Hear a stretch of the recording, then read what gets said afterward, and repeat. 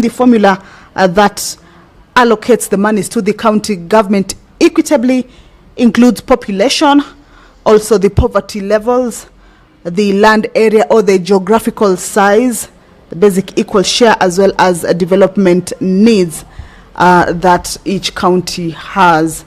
So the counties receive their resources fairly. That is a bill that is coming up for first reading, and then later on it will be moving into the committee stage or public participation before it comes back into the House for consideration. That is debate, and in case there are any amendments that may be moved therein, then can be considered later on at the committee of the whole. Remember, the Senate has proposed a total of 154 billion Kenya shillings to be shared among the devolved units.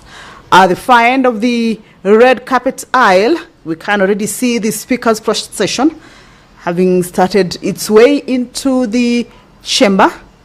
This signals that the House is about to start its sitting. That is the plenary sitting. That is the Deputy Speaker of the Senate, Honorable Kathuri Murungi. He is making his way into the House to preside over this afternoon sitting. The mess is just right ahead of him that symbolizes the authority of the House, the power. You will now allow me to hand you over to this live broadcast brought to you by PBU in partnership with KBC. Good afternoon.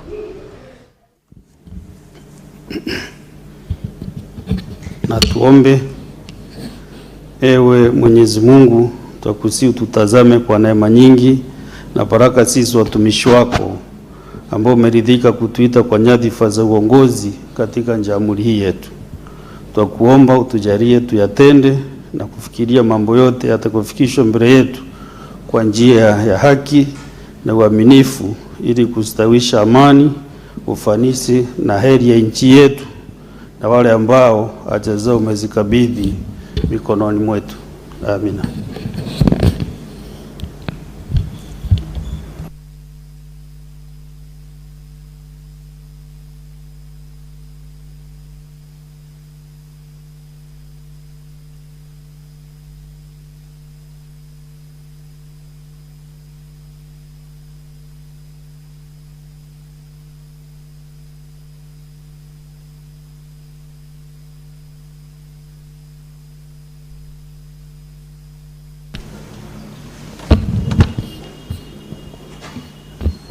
Clerk, do we have quorum? Sergeant at Arms, ring the quorum bell for 10 minutes.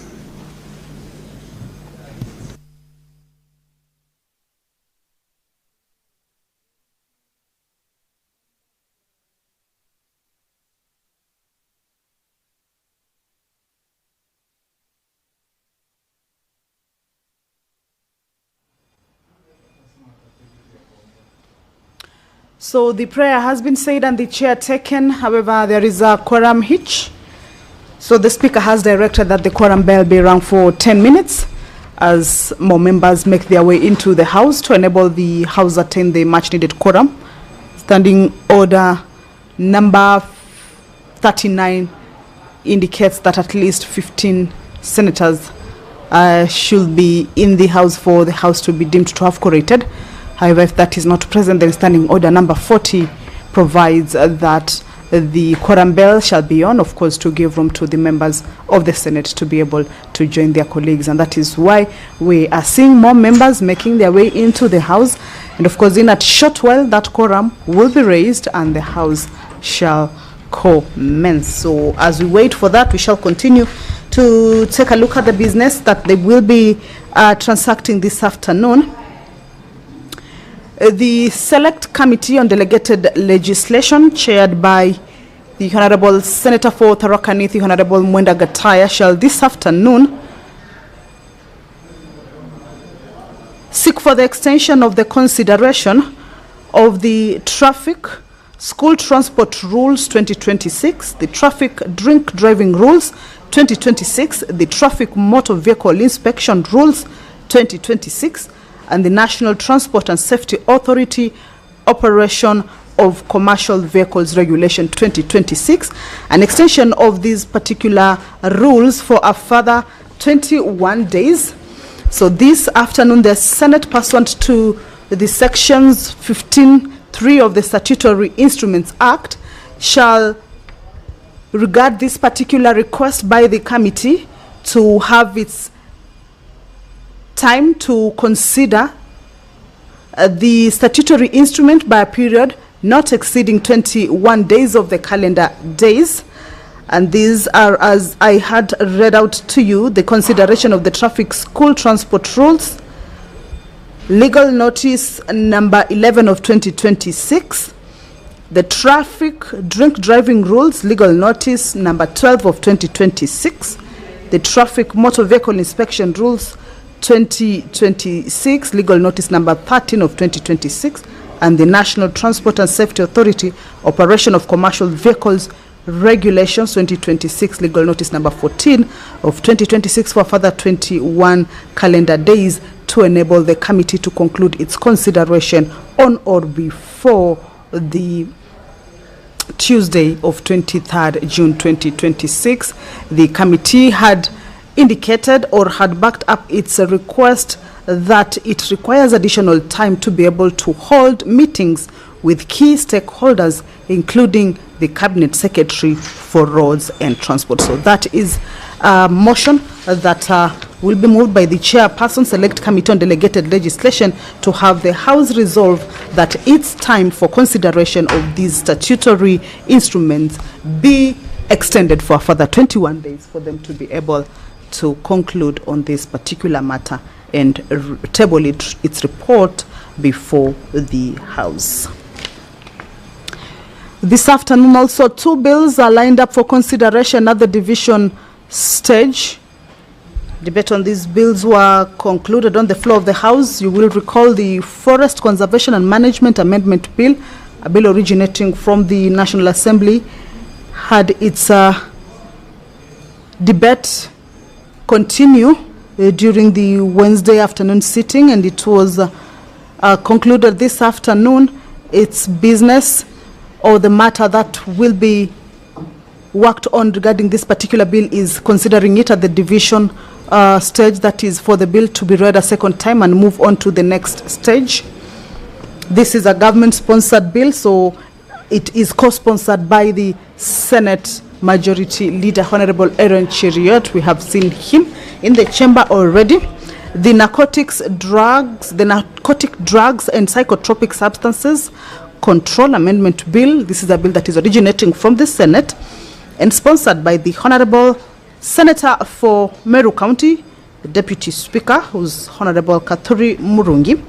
And it is also a bill that is lined up for consideration at the division stage. Remember, this afternoon, the senators will be proceeding on a short recess after the business of the House is done. Allow me to hand you over to the business of the House. So, Clerk, you can lead out the first order.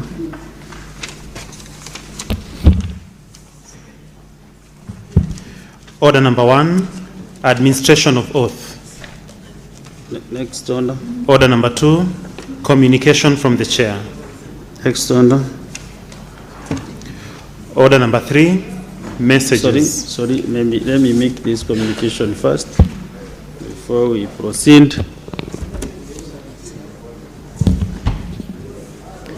Order, senators. Senator Mgatana.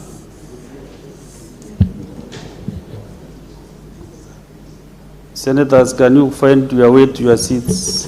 Even the nearest one. No, there is no specific seat for any senator.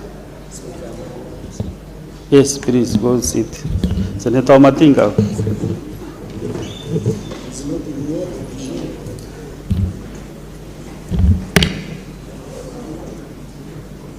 Honorable senators, I have two communications to make at this juncture. One is on a visiting delegation from the National Assembly of Gambia. Honorable senators, Honorable senators, I would like to acknowledge the presence in the Speaker's Gallery this afternoon of a visiting delegation from the National Assembly of Gambia, comprising members of the Select Committee on Environment, Sustainable Development, and NGO Affairs and its Secretariat. The delegation is in the Senate for a benchmarking visit. I request each member of the delegation to stand when called out so that you can be acknowledged in the Senate rendition. One, Honorable Yaya Gasama, who is the leader of the delegation and chairperson, Select Committee on Environment, Sustainable Development, and NGO Affairs. Two, Honorable Esa Conte, who is the vice chairperson. Honorable Kebalang Fofana, member. Honorable Tasmil Cham, member. Honorable Omal Jobe, member. Honorable Nfamala Sabali, member. Honorable Saiku Ba, member.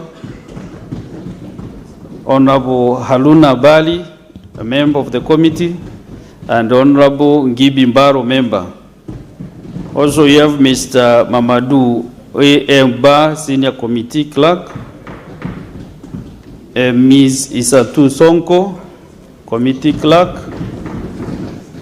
Mr. Lamin M. Diba, Principal Draftsman, Mr. Modika Ba, Research Officer, Ms. Lamatule Jawo, Assistant Communication Officer, Mr. Bakari Jame, Protocol Officer, Ms. Sarah Jane Hamed, who is the Managing Director of the Climate Vulnerable Forum and the Vulnerable Group of 20 Finance Ministers, Mr. Yusuf Hussein Yusuf, Director, Region Officer for Africa, and last but not the least, Ms. Rachel Mundilo, Deputy Director for Parliaments. On behalf of the Senate and on my own behalf, I extend a warm welcome to the delegation, and I wish you a fruitful visit. Thank you. Honorable Senators, you can proceed to your seats. Request the leader of the majority party in the Senate or the majority coalition in not more than in 2 minutes can also welcome the delegation from Gambia. Thank you, Mr. Speaker. I join you on behalf of my colleagues to welcome the guests, visiting members of Parliament and their staff from the Parliament of the Republic of Gambia. Mr. Speaker, who I believe, like you've communicated, are here on a study tour and have interacted with quite a number of our staff, and I believe probably if they haven't, they soon will, with some of the members of this House. Mr. Speaker, I do hope that in their interaction they will extend an invitation, because one of the biggest tragedies of us parliamentarians in this House, Mr. Speaker, is that there are so many people who can point out to you streets by name in the posh capitals of the world, but know very little about Africa. Mr. Speaker, I look forward to passing a report here on a visit to a country such as Gambia, because there's a lot that we can learn from each other as African nations, as opposed to some of these established republics and cities that members of Parliament are fond of frequenting. Therefore, Mr. Speaker, I hope this visit of our colleagues from the Parliament of Gambia will result or yield a reciprocative visit by different members of the committee. And I would wish to be part and parcel, because unfortunately, Mr. Speaker, I have never been to that country yet. I know quite a few things about it. Mr. Speaker, they had a maverick for our president in His Excellency Yaya Jammeh, who unfortunately, Mr. Speaker, lost the election. But they have brought an even more able president who recently visited with us. And I was really impressed by his understanding on African issues and what he's doing for his people. We wish them well during their stay, and I hope they will enjoy and get to interact with Nairobi at its best. The only complaint I have about them, Mr. Speaker, is that the last time the Gambia national football team visited here, the forward from Brighton FC, Yakuba Minte, destroyed our defense, Mr. Speaker. And I felt very bad about it, Mr. Speaker. But nonetheless, you are welcome to the Parliament of Kenya. I thank you, Mr. Speaker.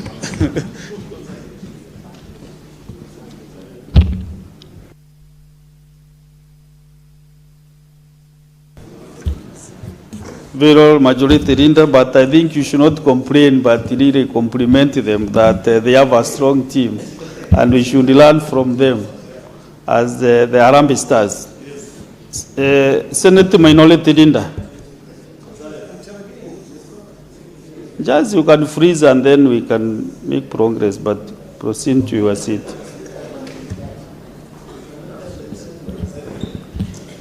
Honorable Senators, have another communication on visiting delegation of teachers and students from Kericho Day Secondary School in Kericho County.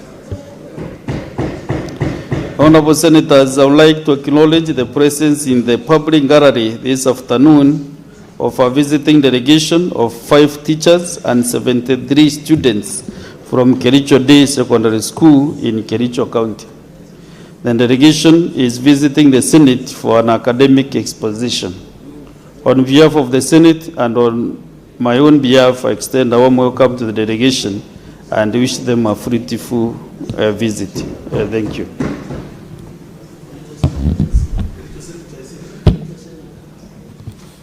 So, Senator Chalage, you're out of order. Do you think the chair does not recognize that the majority leader, the Honorable Senator Aaron Cheruiyot, who doubles as the majority leader in this House?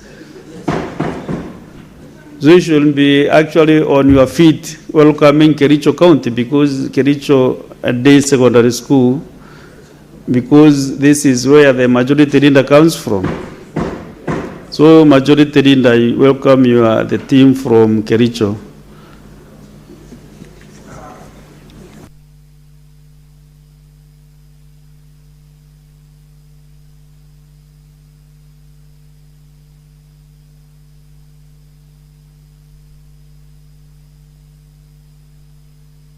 Proceed, and I welcome the students from Kericho Day Secondary School. Mr. Speaker, I welcome the students from Kericho Day Secondary School. This is one of the largest day schools that we have in Kericho County, and it's a school that has been there for quite a while. Mr. Speaker, these students are welcome. I hope they get to interact with as many members as possible. Certainly, the senator will spare a minute or two to walk to the back of the chamber should the business of the day ease a bit. Mr. Speaker, Mr. Speaker, currently in my office, I have a staffer by the name Lillian, who's an alumni of this school. I hope, Mr. Speaker, because I know she's watching, that she will also find time to welcome these students and inspire them. I wish you well as you travel around the city and as you travel back home. Pass my regards to your parents. I thank you, Mr. Speaker.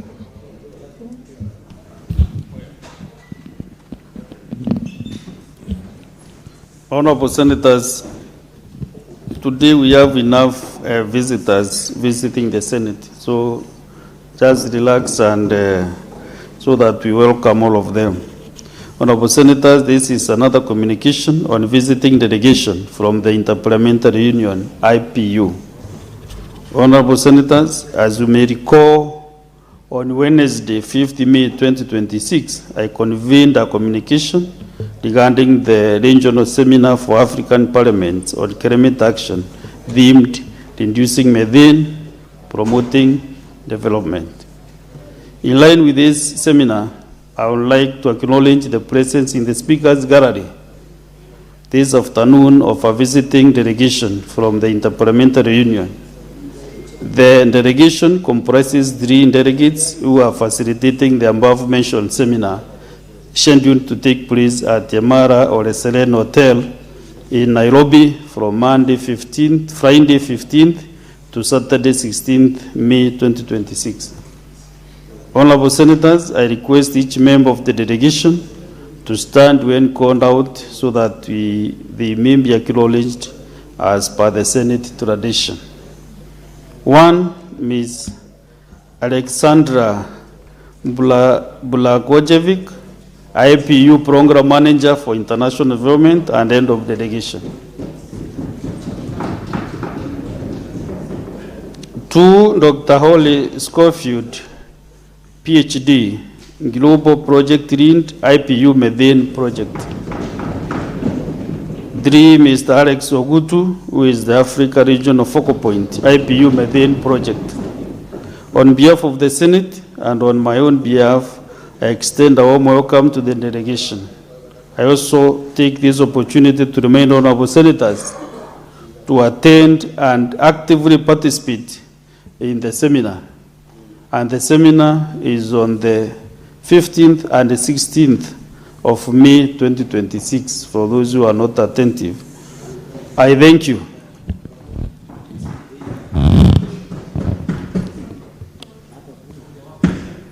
The venue is the Mara or the Serene Hotel in Nairobi.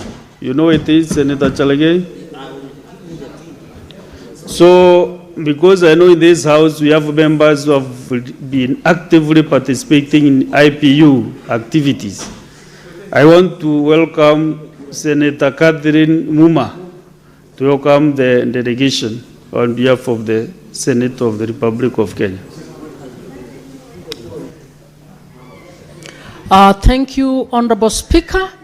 On behalf of the Senate of Kenya and on behalf of the delegations that have been attending the IPU meetings, I wish to welcome our team from IPU to Kenya and to the Senate in particular.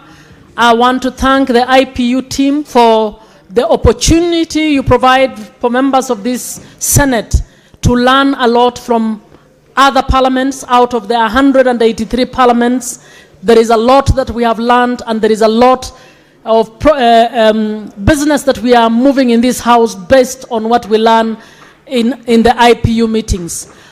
Feel welcome, not just in the Senate, but enjoy Nairobi and take more time to enjoy Kenya. The Nairobi environs are actually good for you to explore.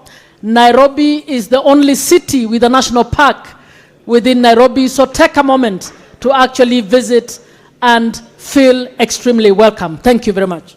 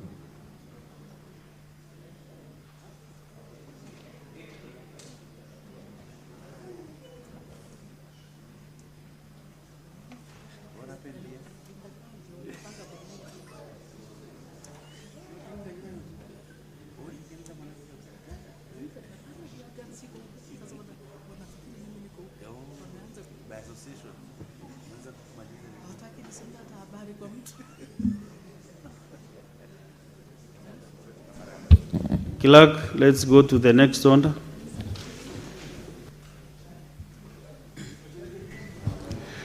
Order number 3, messages. Order number 4, petitions. Senator Catherine Muma, you have a petition? Thank you, Honorable Speaker.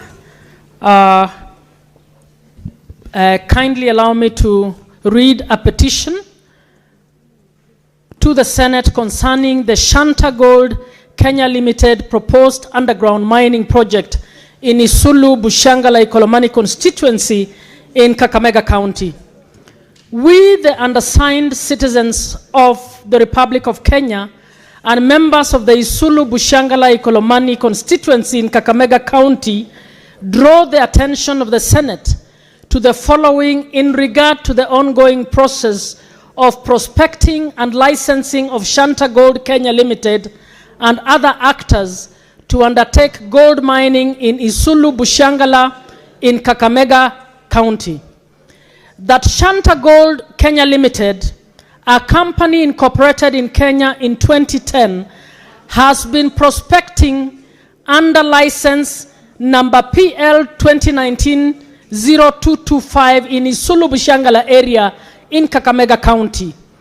Number 2, that the government of Kenya has commenced the process of considering the application for granting a mining license to Shanta Gold Limited, evidence in a public notice on Kenya Gazette number volume number 41, dated 4th March 2026. It must be noted that the area targeted for an underground gold mining and processing center in Isulu Bushangala consists of privately owned pieces of land, and therefore the land in question does not come under the purview of community lands, a defined land act in 2026.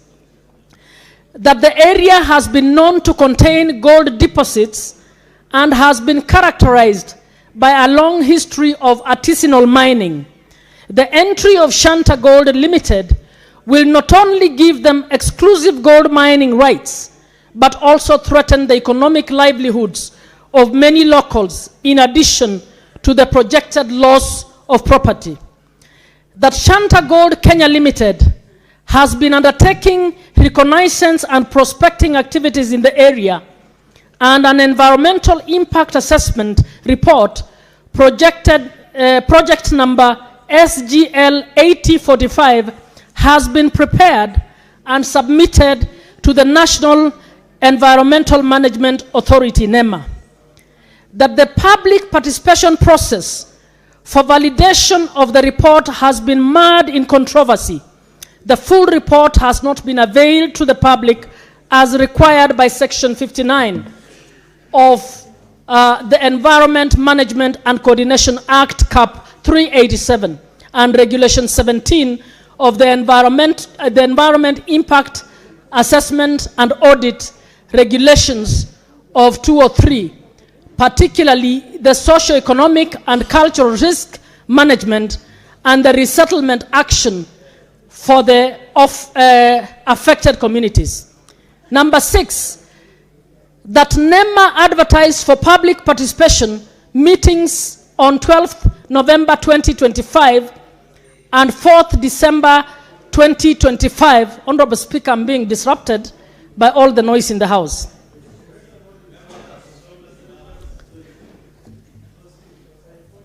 Thank you. That NEMA advertised for public participation meetings on 12th November 2025 and 4th December 2025 at Bushangala Technical Training Institute, which failed to take off as protests flared up, resulting in injury and the death of 4 persons. A subsequent 2-week police crackdown saw incidents of police brutality and the arrest and prosecution of 51 locals. Number 7, that the EIA report by Shanta Gold Kenya Limited fails to adequately address land-related issues, including the number of families likely to be displaced, the extent of land acquisition proposed by Shanta Gold Kenya Limited, how land under incomplete succession or transfer will be handled, proposed arrangements for graves and other cultural heritage sites linked to the ancestral land, and the rationale for the government not adopting a leasehold arrangement on the said land with full restoration and resettlement after the mining. Number 8, that officials in the Ministry of Mining, Blue Economy and Maritime Affairs, including the Principal Secretary, hosted members of Kakamega County Assembly on diverse dates to discuss the mining project without the community representatives being present.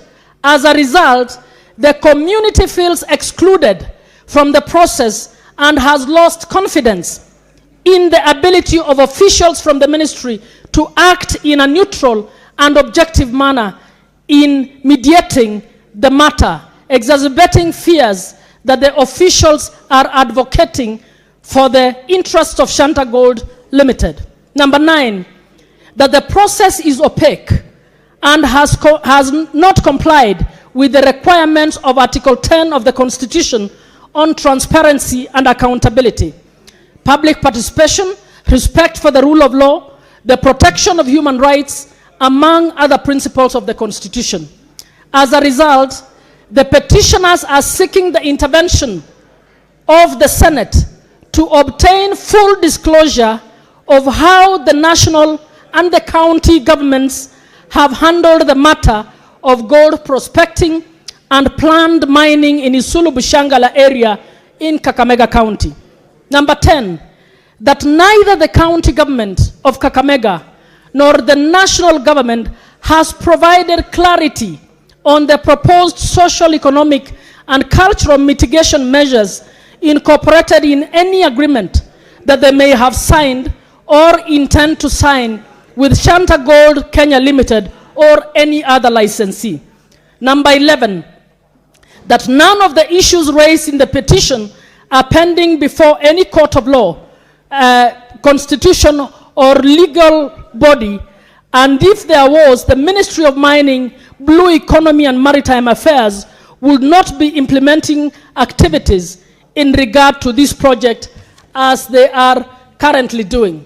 Number 12, consequently, the petitioners pray that the Senate intervenes and inquires into the issues raised with a view to establishing the following. A, whether the licensing process for granting Shanta Gold Limited permission to undertake reconnaissance or prospecting activities has complied with the provisions of the Mining Act and the Environmental Management and Coordination Act, Cap 387, and any other relevant law. B, whether the conduct of the officials of the Ministry of Mining, Blue Economy, and Maritime Affairs met the standards of integrity, impartiality, and professionalism required for public officers involved in licensing process. Number 3, whether NEMA has fulfilled its legal obligations in handling the application by Shanta Gold Kenya Limited, including full disclosure of the EIA report to the affected communities, particularly the Resettlement Act plan. D, whether in the proposed settlement plan, issues pertaining to displacement, compensation, and resettlement of affected persons, protecting and conservation of cultural and religious sites, and restoration to the ancestral land have been factored. Number E, whether the conduct of the law enforcement officers during the aborted NEMA public participation meetings was appropriate in the circumstances, and measures taken to ensure accountability and compensatory avenues, if any, available to the affected families. And F, assess the impact of the activities and operations of Shanta Gold Kenya on the local communities in Kenya. The Senate to make recommendations that it deems fit in regard to the petition. I've read the petition on behalf of Mr. Daniel Kubasu, Mr. Simon B. Luceno, Mr. Andrew Maleche Achesa. Petition presented by Senator Catherine Muma, nominated senator. I thank you, Mr. Speaker.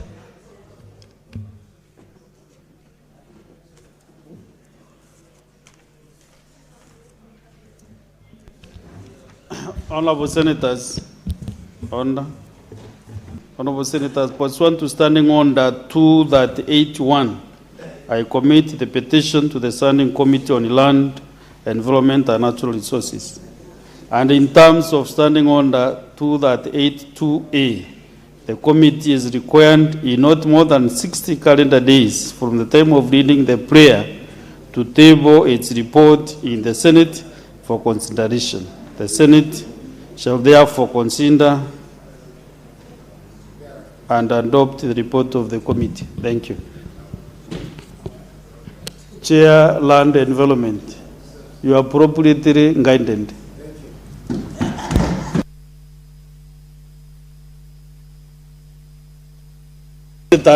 I now wish to reorganize the order of business this afternoon.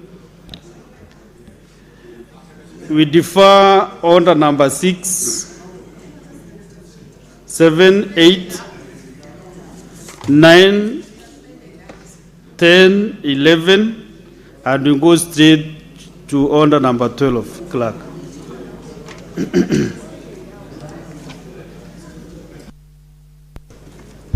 Order number 12, the Forest Conservation and Management Amendment Bill, National Assembly Bills number 38 of 2025, resumption of debate interrupted on Wednesday, 13th May 2026, afternoon sitting, division.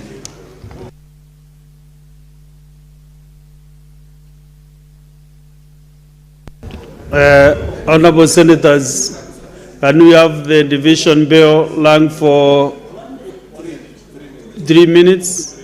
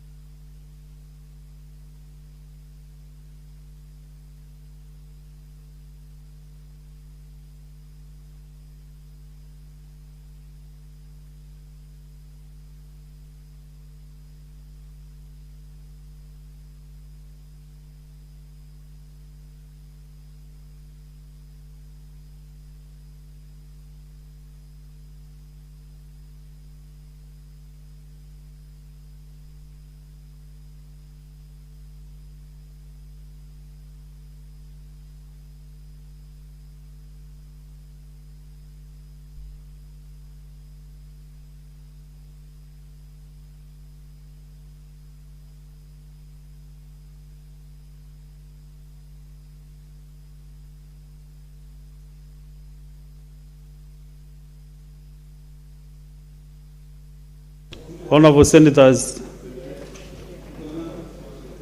I think the 3 minutes are over.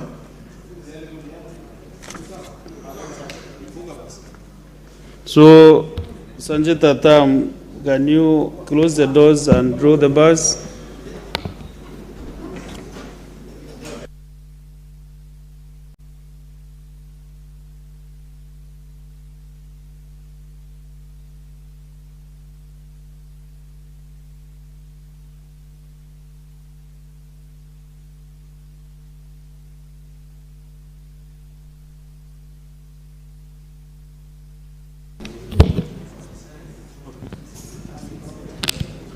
Order, Senators.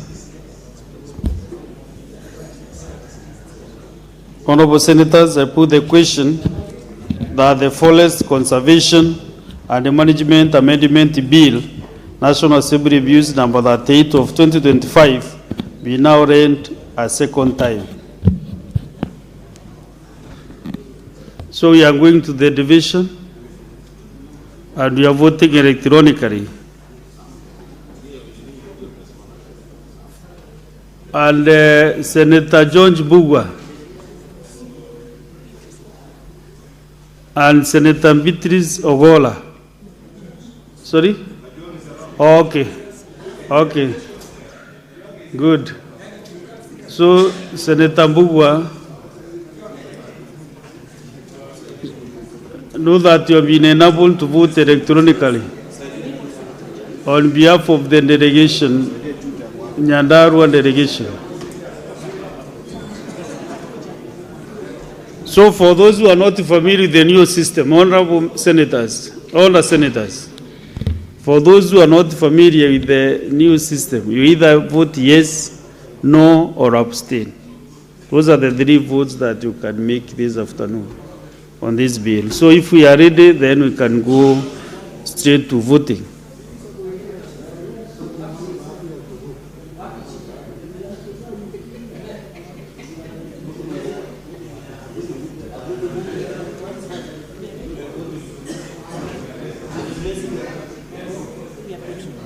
Sorry?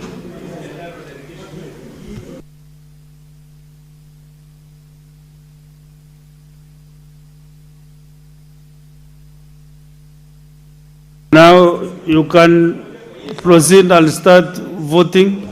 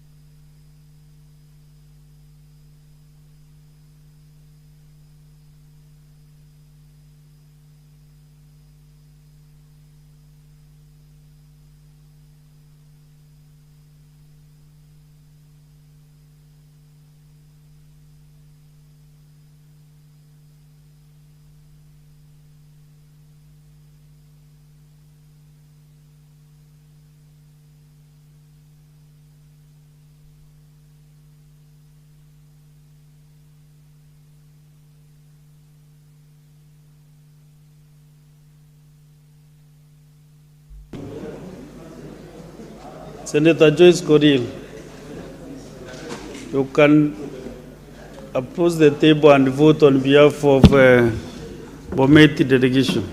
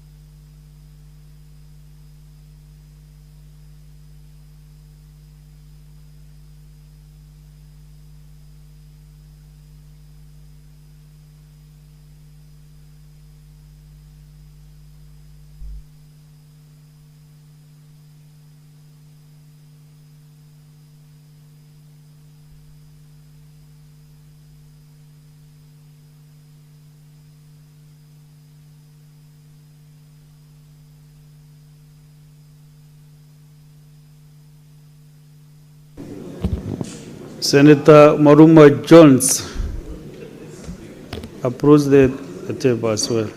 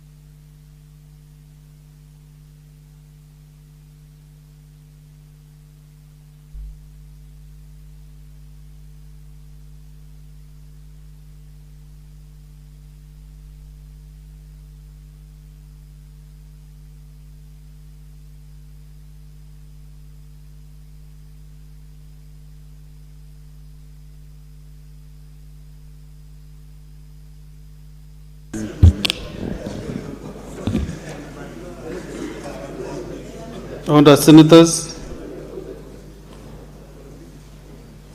Senator Mwenda Kataya.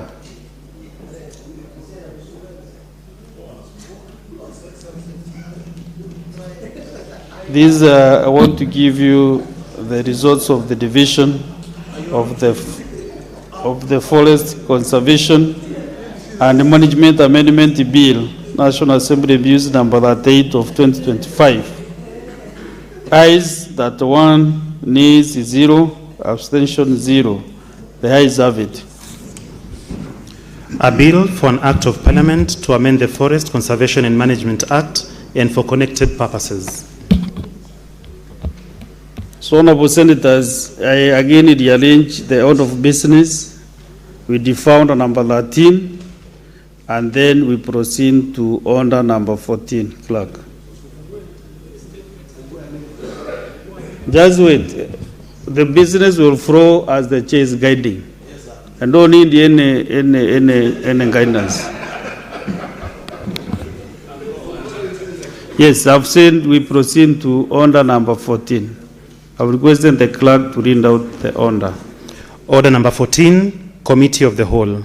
The Forest Conservation and Management Amendment Bill, National Assembly Bills number 38 of 2025.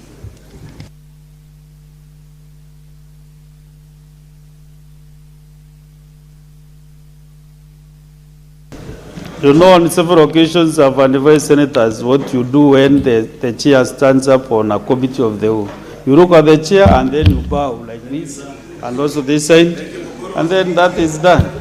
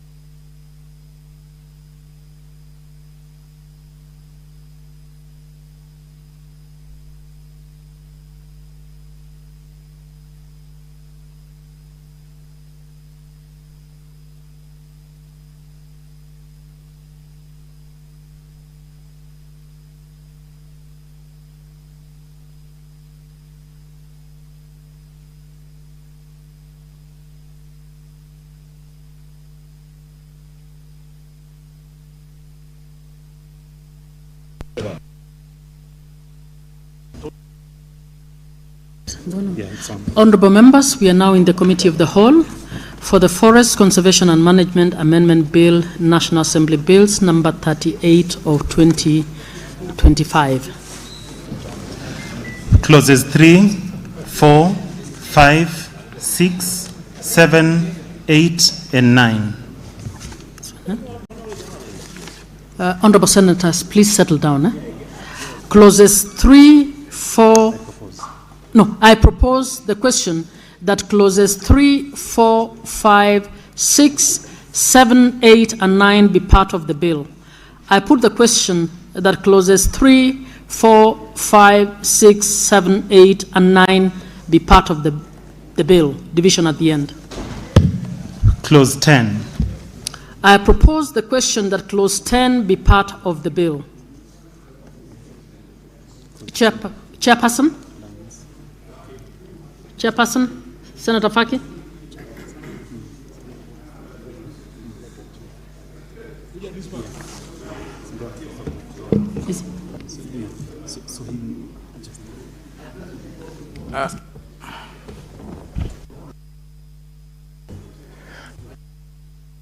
With my committee, I do not choose to proceed with the amendments.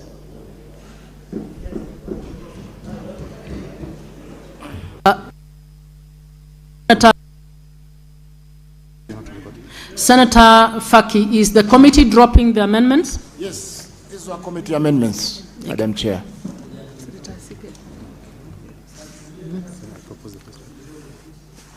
This one now. I propose the question that clause 10 be amended as proposed. I put the question that clause 10 be amended as proposed. Clauses 11, 12, 13, and 14. I propose the question that clauses 11, 12, 13, and 14 be part of the bill. I put the question that clauses 11, 12, 13, and 14 be part of the bill. Division at the end. Clause 15. I propose the question that clause 15 be part of the bill. Chairperson?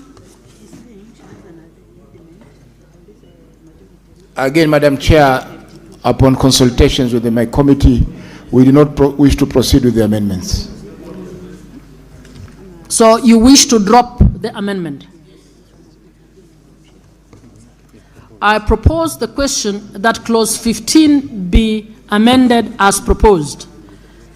I put the question that clause 15 be amended as proposed. Division at the end. No, just tell senators that we'll go back to clause 10 so that I propose the question that amendment clause 10 be withdrawn. That should be the case. Okay, I'm wondering, but you haven't. Yeah. Honorable Senators, apologies. We are going back to clause 10. And I propose the question that clause 10. Please. I propose the question that amendment clause 10 be withdrawn. I propose the question that the amendment to clause 10 be withdrawn as proposed by the chairperson. I put the question that the amendment to clause 10 be withdrawn as proposed by the chairperson. Division at the end. Clauses 11, 12, 13, and 14. I propose the question that clauses 11, 12, 13, and 14 be part of the bill. I put the question that clauses 11, 12, 13, and 14 be part of the bill. Division at the end. Clause 15. I propose the question that clause 15 be part of the bill. Chairperson? B dropped.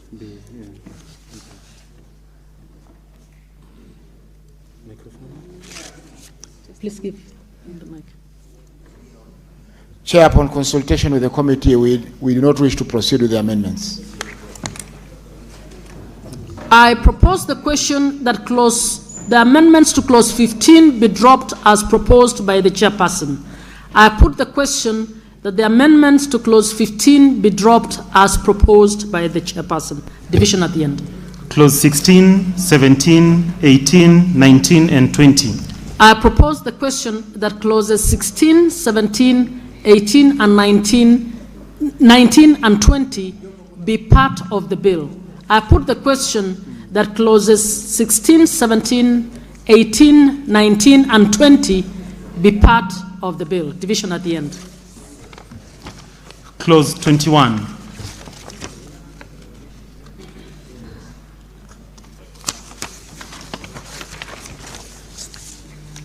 I propose the question that clause 21 be part of the bill. Chairperson. Madam Chair, upon consultations with the committee, we do not wish to proceed with the amendments. I propose the question that clause 21 be part of the bill. I put the question that clause 21 be part of the bill. Division at the end. Clauses 22, 23, 24, 25, 26, and 27.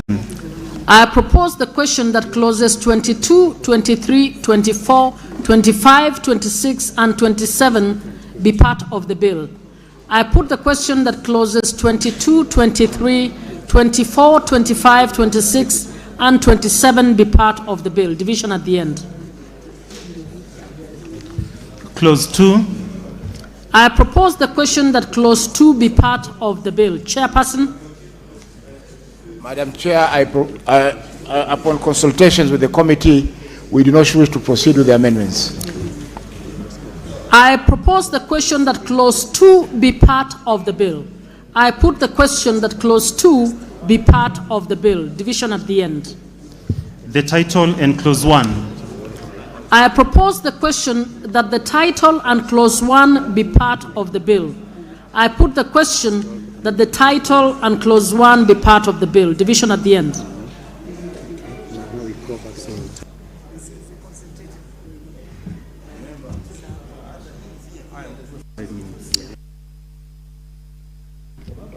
Honorable members, we've finished canvassing the clauses. We will now request that the division bell be rung for 5 minutes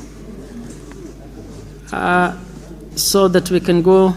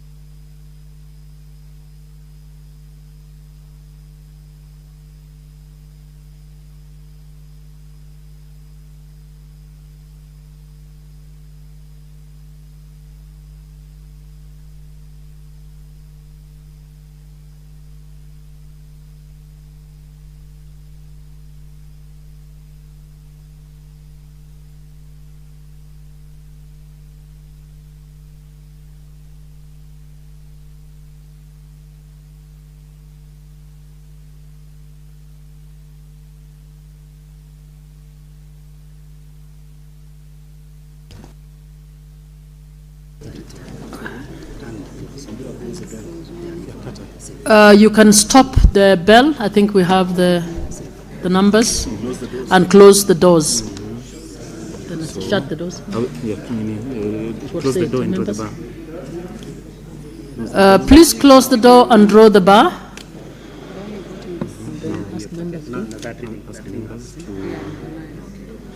Are they to vote? No, I just vote. Yeah. So since we're not using cards, there's no withdrawing of cards, so we just press. So every day tuko sawa.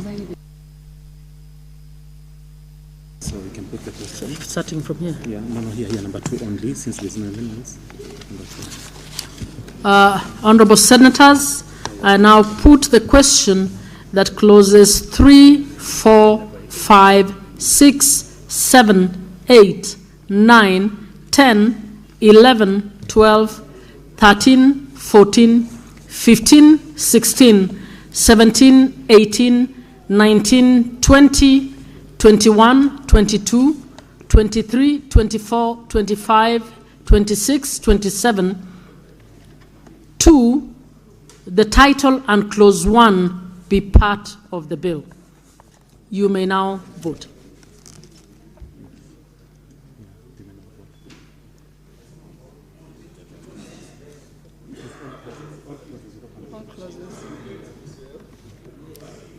Honorable members, you're now voting. Please vote.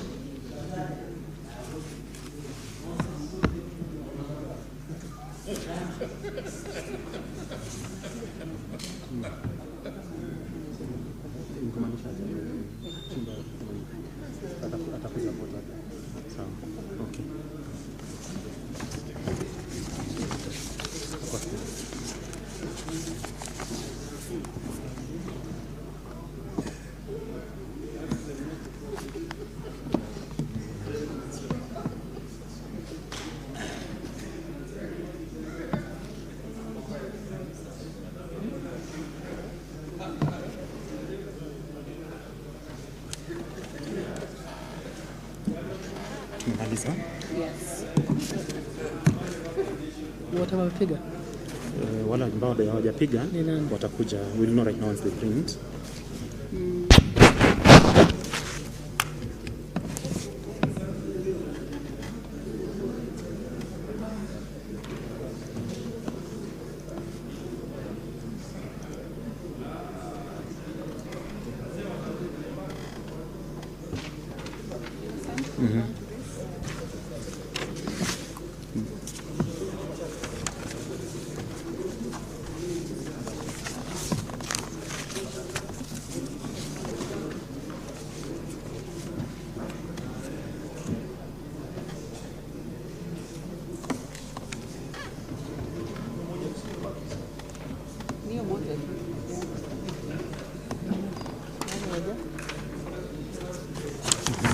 So who has not voted?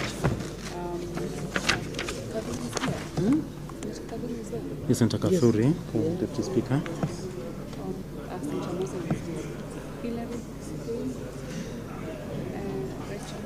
Who is here? Senator Kathuri. Senator Kathuri Murungi.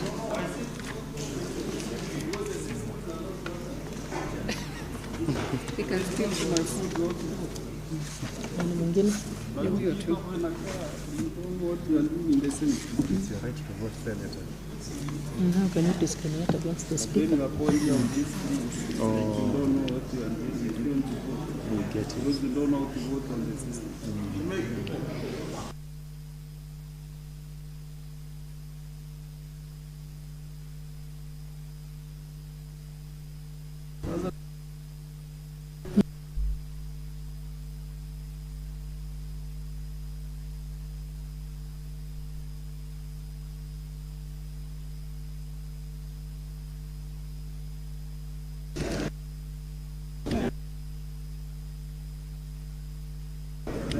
Senator Korir, please.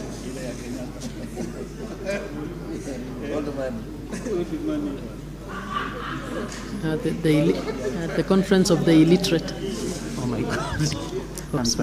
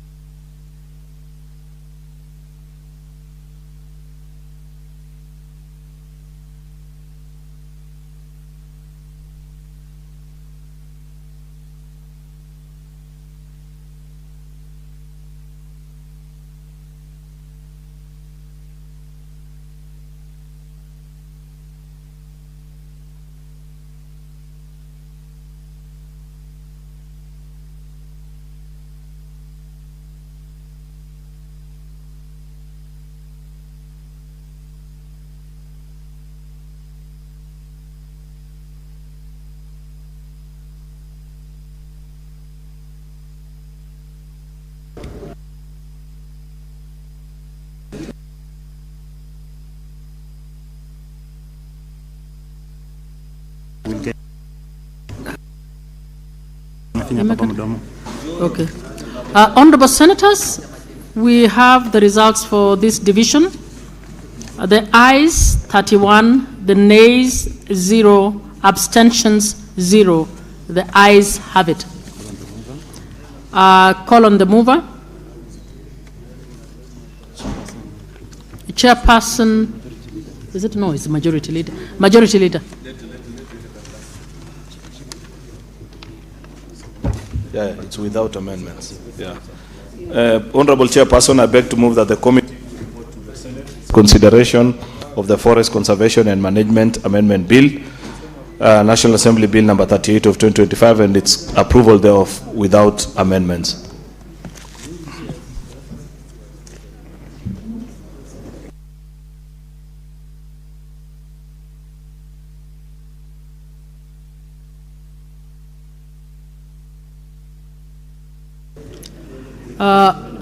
Honorable Senators, we have another division at third reading, so we are requesting that you don't move out until we finish. Honorable Senators, I wish to put the question. I put the question that the committee do report to the Senate its consideration of the Forest Conservation and Management Amendment Bill, National Assembly Bill number 38 of 2025, and its approval thereof. Will as many, without amendments, will as many as are of that opinion say aye? Aye. Will as many as are of a contrary opinion say nay? The ayes have it.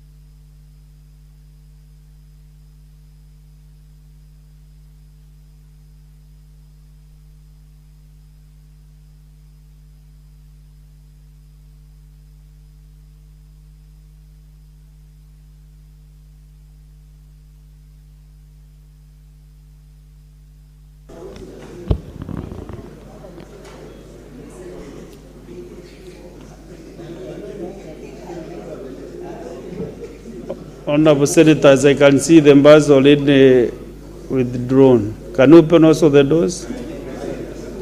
Then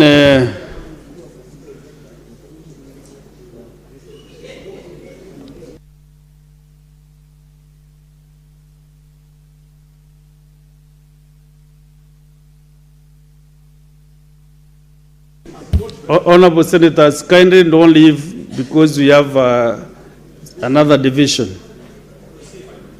So, Chairperson to report. Honorable Speaker, I beg to report that the Committee of the Whole has considered the Forest Conservation and Management Amendment Bill, National Assembly Bill number 38 of 2025, and its approval thereof without amendments. Mover. Speaker, I beg to move that the House do agree with the committee in the said report. I request Senator Ledama to second. Senator Ledama Lekina. Mr. Speaker, I second. Senator Kinyua, what is it you are doing on the chairs and this? Okay. Honorable Senators, I propose the question that the House do agree with the committee in the same report. I put the question that the House do agree with the committee in the same report. As many as of that opinion say aye. As those of the contrary opinion say nay. The ayes have it. Mover.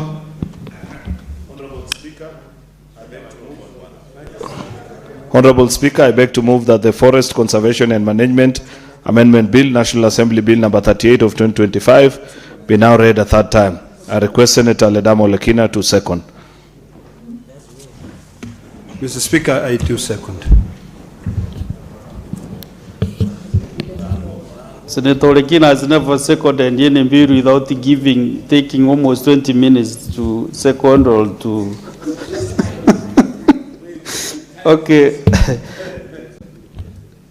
I propose the question that the Forest Conservation and Management Amendment Bill, National Assembly Bill number 38 of 2025, be now read at that time. And honorable senators, you know, I've been around for quite some time. The reason why the Speaker poses when the bill is read at that time is to give an opportunity to any member who wishes to contribute or to say something at that point, right? So I must really school some of the senators who don't know why the chairman is supposed. Okay, I put the question that the Forest Conservation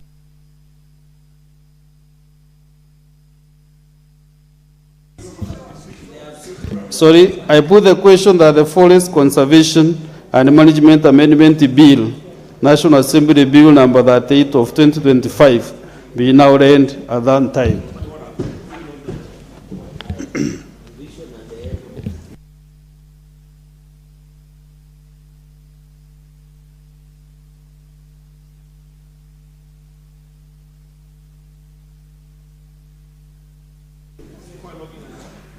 Okay. So, members, we are going to the division again, and I request the division bill to belong for 1 minute, 2 minutes. If we have quorum, then we can proceed.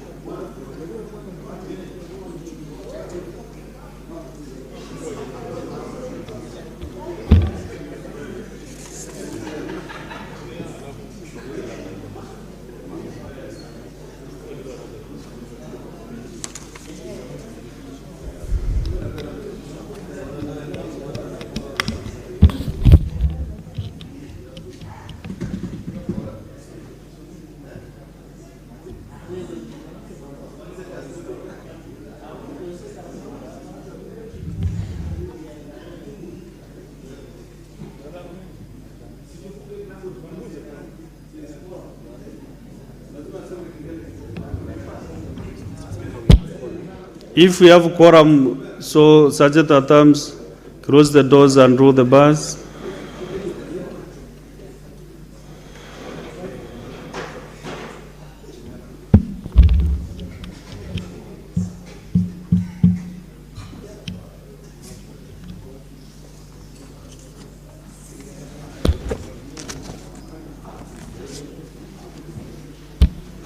And you remember I did put the question so we can direct to go to voting.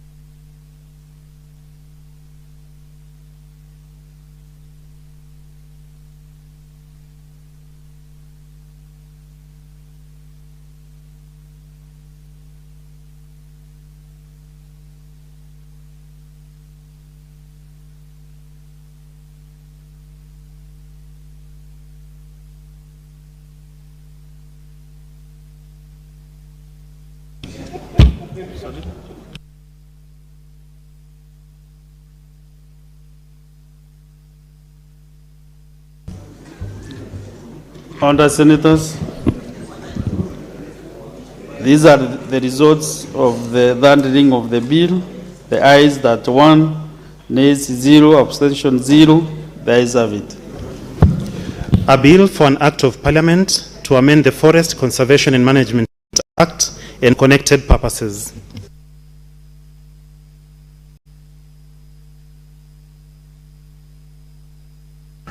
Sergeant at Arms, can you kindly the doors to be open and bars to be withdrawn?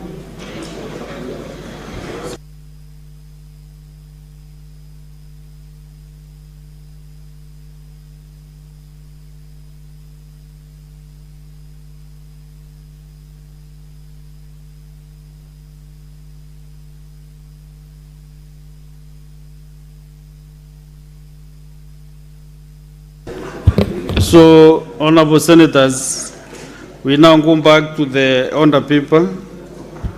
We go to order number 5, Clerk. Order number 5, papers. Next order. Order number 6, notices of motion. There is a notice to be given by the Chairperson Select Committee on Delegated Legislation. Order, Senators. If you are retreating, kindly do it silently.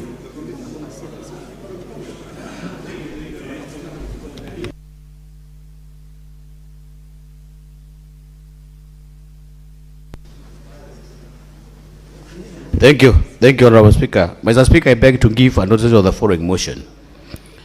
That aware that the Traffic School Transport Rules 26, legal notice number 11, 2026, the Traffic and Drinking Rules 26, legal notice number 12 of 2026, the Traffic and Motor Vehicle Inspection Rules 26, legal notice number 13 of 2026, and the National Transport and Safety Authority Operation of Commercial Vehicles Regulation 2026, legal notice number 14 of 2026, were tabled in the Senate on 26 February 2026 and referred to the Select Committee on Delegated Legislation for consideration pursuant to Section 12(1) of the Statutory Instrument Act.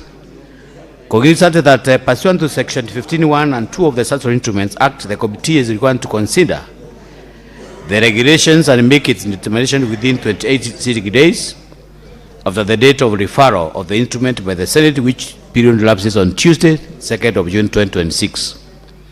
Aware that Section 15(3) of the Statutory Instruments Act provides that by a resolution, Parliament may extend the time for consideration of a statutory instrument by a period of not exceeding 21 days, current days, noting that the committee requires additional time to hold meetings with the key stakeholders, including the Cabinet Secretary for Roads and Transport. Now, therefore, the Senate, pursuant to Section 15(3) of the Statutory Instruments, resolves to extend the timeline for the consideration of the Traffic School Transport Rules 2026, notice number 11 of 2026, the Traffic and Drinking Driving Rules 2026, notice number 12 of 2026, the Traffic and Motor Vehicle Inspection Rules number 2026, notice number 13 of 2026, the National Transport and Safety Authority Operation of Commercial Vehicles Regulation 2026, notice number 14 of 2026, for a further 21 calendar days to enable the committee to conclude its consideration on or before Tuesday, 23rd June 2026. Honourable Speaker, I give a notice of motion. Thank you.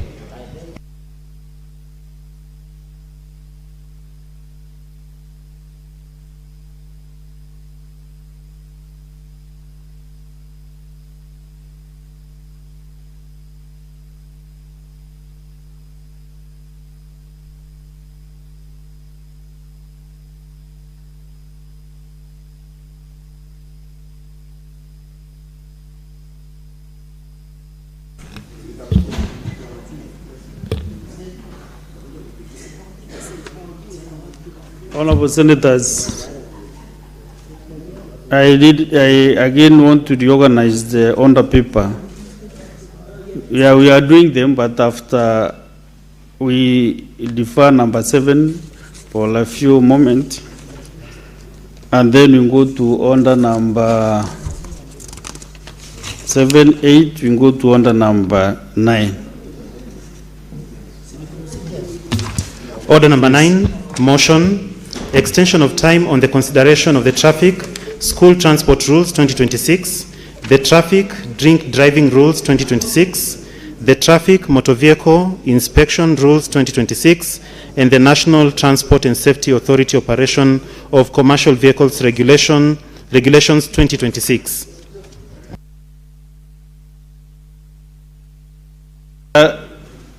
Chairman, delegated. Thank you, Honorable Speaker. Mr. Speaker, sir, I beg to move the following motion. That aware that the Traffic School Transport Rules 2026, Legal Notice number 11 of 2026, the Traffic and Drinking Rules 2026, Legal Notice number 12 of 2026, the Traffic Motor Vehicle Inspection Rules 2026, Legal Notice number 13 of 2026, and the National Transport and Safety Authority Operation of Commercial Vehicles Regulation 2026, Legal Notice number 14 of 2026 was tabled in the Senate on 26 February 2026 and referred to the Select Committee on Delegated Legislation for consideration pursuant to Section 12(1) of the Accessory Instruments Act. Considered that pursuant to Section 15(1) and 2 of the Accessory Instruments Act, the committee is required to consider the delegation and make its determination within 21 sitting days, 28 sitting days, and after the date of deferral of the instrument by the Senate, which period elapses on Tuesday, 2nd of June 2026.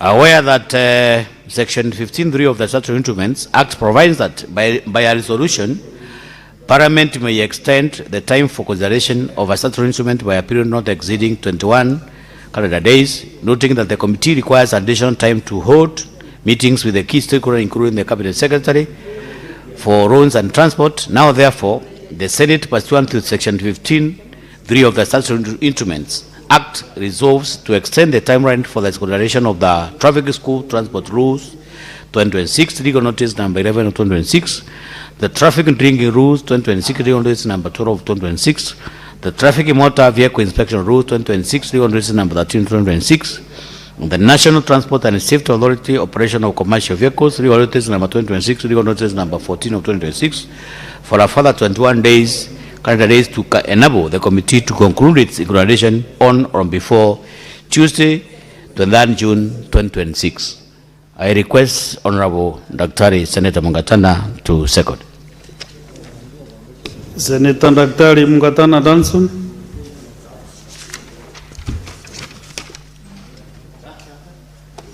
Mr. Speaker, I want to thank the Honorable Chair, Senator Gataya Mofire, for moving this motion for extension of time. Mr. Speaker, I want to be protected from Chararge here. Mr. Speaker, the reason that we are seeking an extension, Mr. Speaker, I want to be protected from Kenya. Senator Kenya, Senator Chalagay.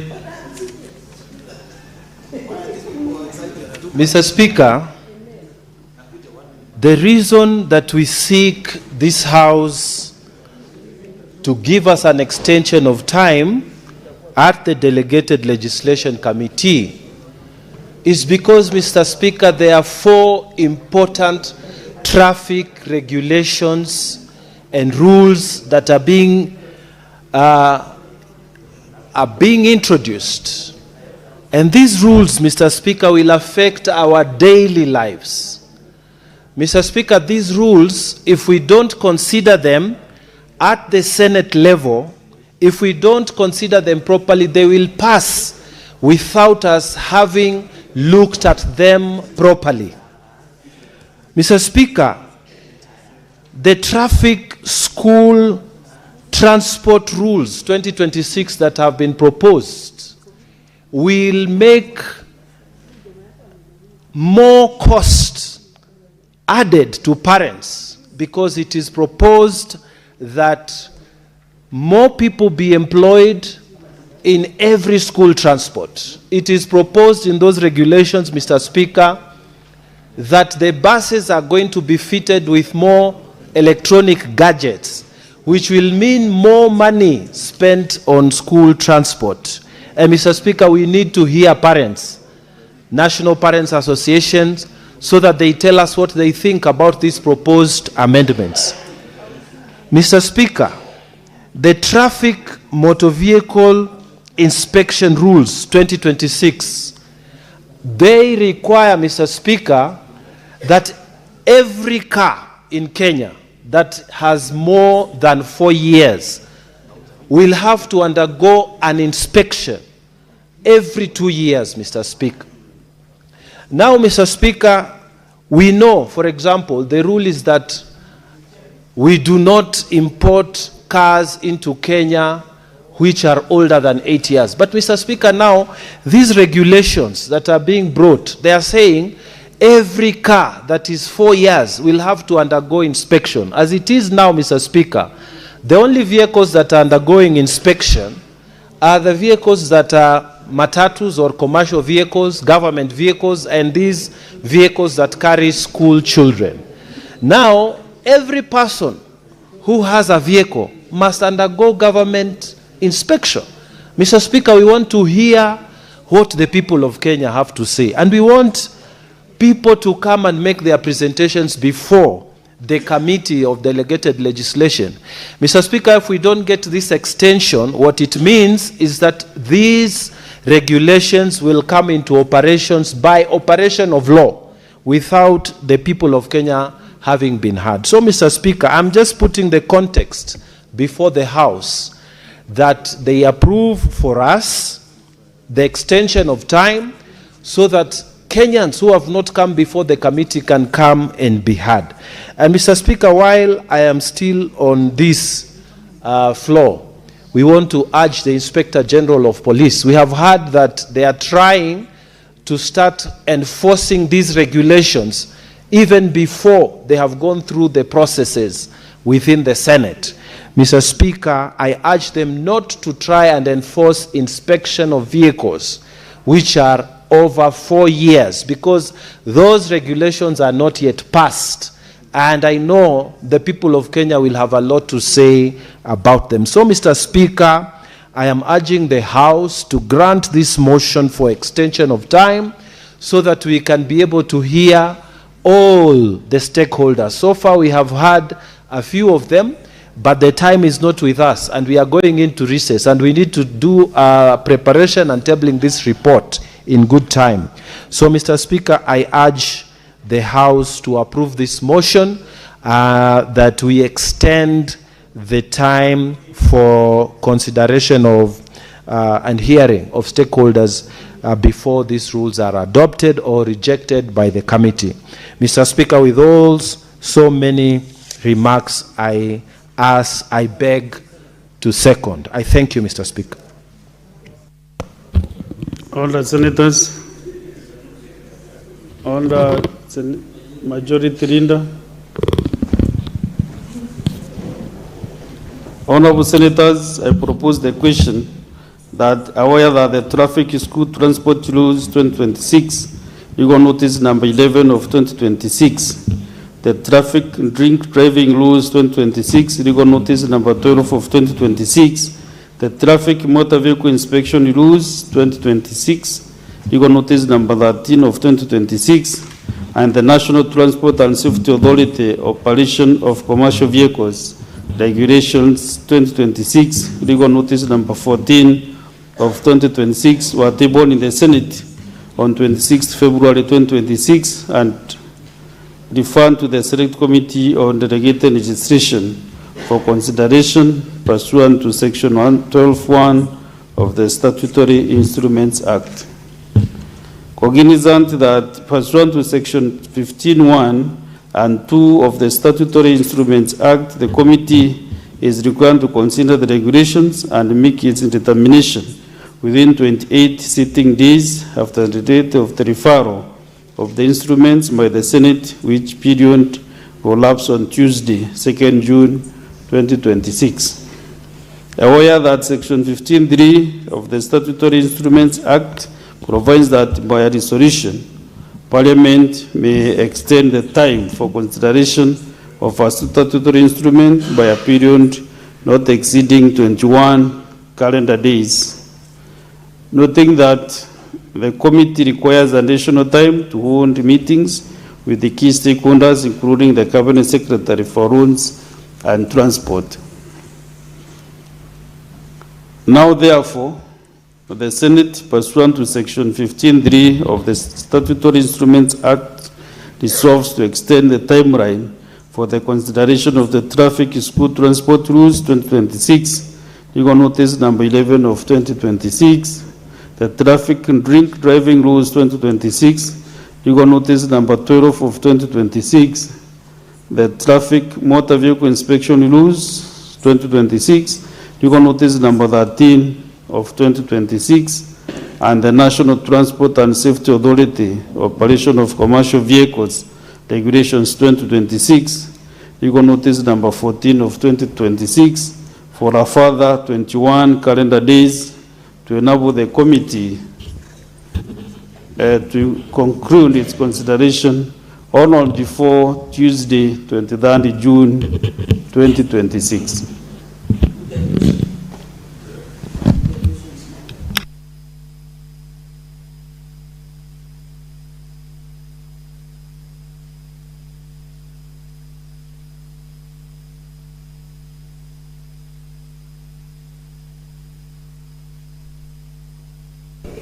Now, there are members interested to contribute to this motion. Senator Kajwang.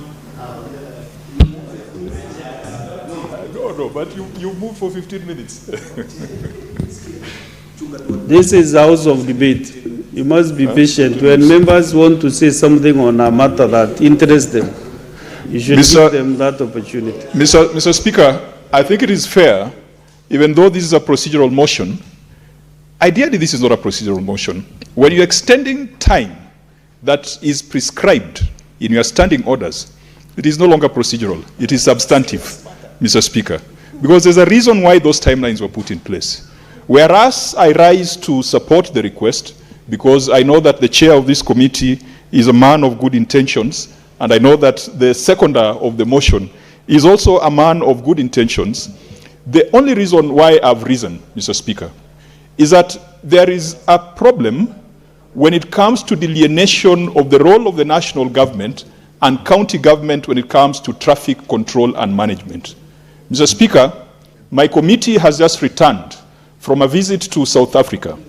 And while in South Africa, we sat with the Public Accounts Committee looking at the books of one of the metropolitan cities. Mr. Speaker, it emerged that in that metropolitan city, the leadership decided to turn off the instant fines, and as a result, the municipality lost 2 billion rands. You can imagine how much money that is. That is almost 18 billion Kenya shillings, lost through instant fines that have been turned off. Mr. Speaker, I rise to point this House, or raise the attention of this House, that the 4th schedule of the Constitution gives to county governments the responsibility of county transport, including traffic and parking, street lighting, public road transport, etc.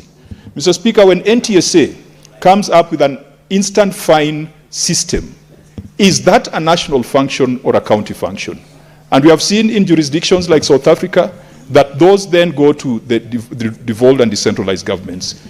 The reason I rise is to ask the chair of this committee that with the extension that we have given him, let him not allow the national government to get away with functions that are clearly marked as county functions. I know this is a concurrent function, that it is a function assigned to both the national and county governments. Mr. Speaker, the 4th schedule, part 1, 18, assigns the national government transport and communications, including road traffic. Part 2 assigns county governments county transport, including traffic and parking. Let us not encourage a situation where the national government monopolizes issues to do with traffic, issues to do with transport, issues to do with parking. And I hope that the chair of this committee will scrutinize these regulations and ensure that the national government is not taking away. Mr. Speaker, instant fines collected within Nairobi County ideally should go to the county revenue fund rather than to the national fund. That is a situation in other countries with similar devolved structures. And Mr. Speaker, if the governor of Nairobi could just implement an instant fine system in this county, Nairobi County would be able to pay all its obligations. Nairobi County will not even have to rely on national disbursements for it to continue operating. So I hope that we are not just ticking boxes. I hope that we are going to annul any regulation that attempts to take away the power of county governments, and I hope that the Council of Governors will come out strongly to ensure that we defend their territory as provided for in Part 2 of the 4th schedule. Mr. Speaker, I support the extension with that guidance to the committee. Thank you. Very well, Senator Kisang. Thank you, Honorable Speaker. Honorable Speaker, I also rise to support the motion to extend the time for these particular regulations. And you can note, Honorable Speaker, from what the chair and the second, who seconded the motion, Honorable Speaker, that NTSA wants to come up with some raft of measures, especially the one of doing inspection for all vehicles that are over 4 years. If you go to the streets, Honorable Speaker, majority, I'm sure 90 or over 95% of the vehicles that you'll see in the streets are over 4 years. So I don't know if NTSA does even have the capacity to undertake inspection of all these vehicles, or unless, of course, they want to use this particular avenue to raise money for themselves, and maybe if in the process they can employ our youth, and then we don't have a problem with that. But we want the committee, Honorable Speaker, to undertake thorough public participation on these particular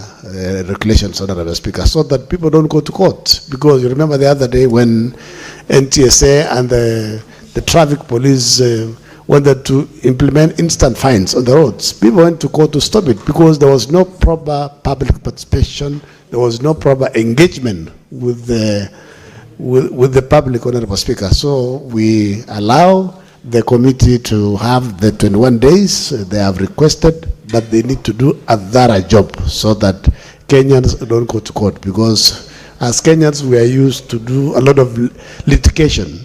It's like our second job is to go to court. Thank you, Honorable Speaker. Okay, Honorable Senators, there is no other senator wishing to contribute. Before I give them over to reply, let me make this communication.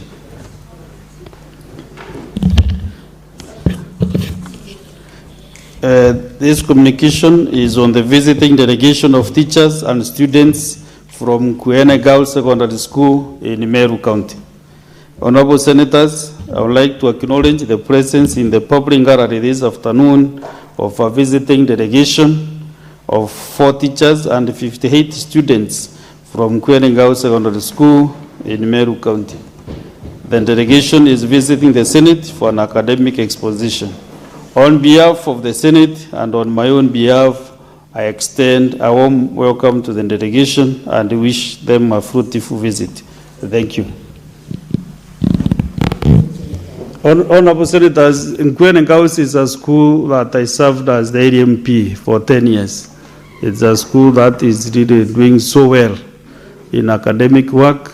And since my neighbor, the Tharaka-Nithi senator, is around, I am giving him the opportunity to welcome the visitors from Kuene Girls, a school in my county. Thank you. Which I hold dearly. Thank you, Honorable Speaker. Honorable Speaker, let me join you in welcoming Nkwene. Nkwene Girls Secondary School is one of the best performing schools currently in the entire Meru and Tharaka-Nithi region. We are proud of you as a region, as a country. I think this time around we will have some opportunity to interact with the big names in this country, the likes of so many senators you have been hearing on TV and maybe in the media. This is the house of reason we are here. We are the upper house, and I'm happy that you have found time to come and join the senators. You can see your senator is sitting on the helm of today's speaker. He's the deputy speaker of this the Senate, and I'm happy because I can see some future leaders among the students. I can see senators, I can see governors, I can see all sort of leadership in this conversation. So in this respect, we welcome you, and I hope once you are done with our today's engagement. We shall have an engagement once you are out of this house. You're most welcome, and say hey to the parents once you go home.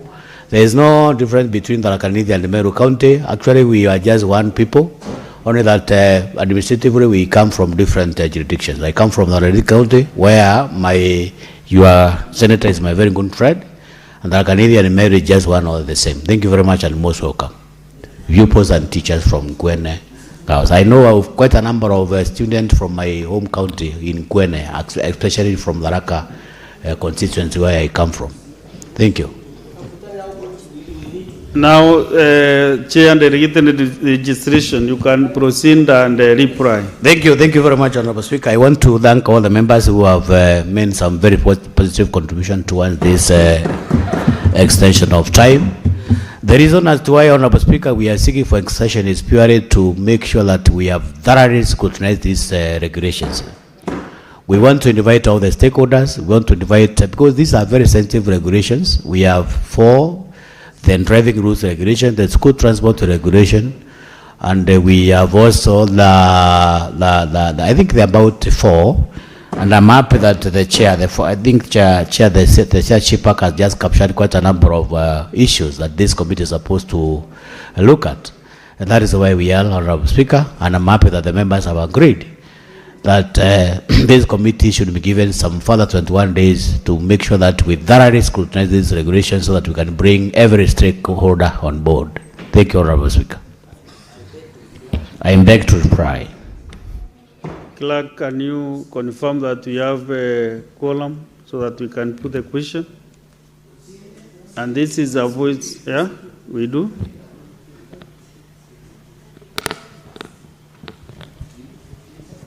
And also, members, this matter does not concern counties, and therefore I now put the question.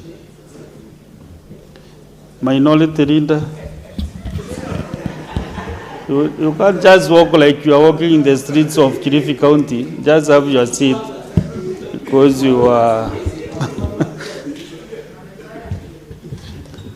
Okay, Honorable Senators, I put the question that aware that the traffic school transport rules 2026, you can notice number 11 of 2026, the traffic drink driving rules 2026, legal notice number 12 of 2026, the traffic motor vehicle inspection rules 2026, legal notice number 13 of 2026, and the National Transport and Safety Authority operation of commercial vehicles regulations 2026, legal notice number 14 of 2026 were tabled in the Senate on 26 February 2026 and referred to the Select Committee on Delegated Legislation for consideration pursuant to Section 12(1) of the Statutory Instruments Act. Cognizant that pursuant to Section 15(1) and 2 of the Statutory Instruments Act, the committee is required to consider the regulations and make its determination within 28 sitting days after the date of referral of the instruments by the Senate, which period will elapse on Tuesday, 2nd June 2026. Aware that Section 15(3) of the Statutory Instruments Act provides that by a resolution, Parliament may extend the time for consideration of a statutory instrument by a period not exceeding 21 calendar days. Noting that the committee requires additional time to hold meetings with the key stakeholders, including the Cabinet Secretary for Roads and Transport. Now, therefore, the Senate, pursuant to Section 15(3) of the Statutory Instruments Act, resolves to extend the timeline for the consideration of the traffic school transport rules 2026, legal notice number 11 of 2026, the traffic drink driving rules 2026, legal notice number 12 of 2026, the traffic motor vehicle inspection rules 2026, legal notice number 13 of 2026, and the National Transport and Safety Authority operation of commercial vehicles regulations 2026, legal notice number 14 of 2026 for a further 21 calendar days to enable the committee to conclude its consideration on or before Tuesday, 23rd June 2026. Will as many as of that opinion say aye? Aye. Will as many as of a contrary opinion say nay? The ayes have it.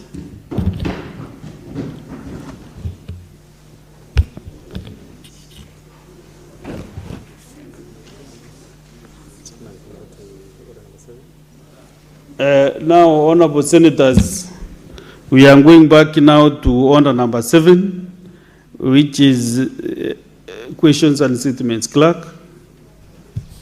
Order number 7, questions and statements. Senator Veronica Maina. Sorry, but you have that first priority because of reasons better known to me. Yes. I understand, Honorable Speaker. Honorable Speaker, this is a request for a statement on the discovery of 2 unidentified bodies of children in Kiama River, Gatanga constituency.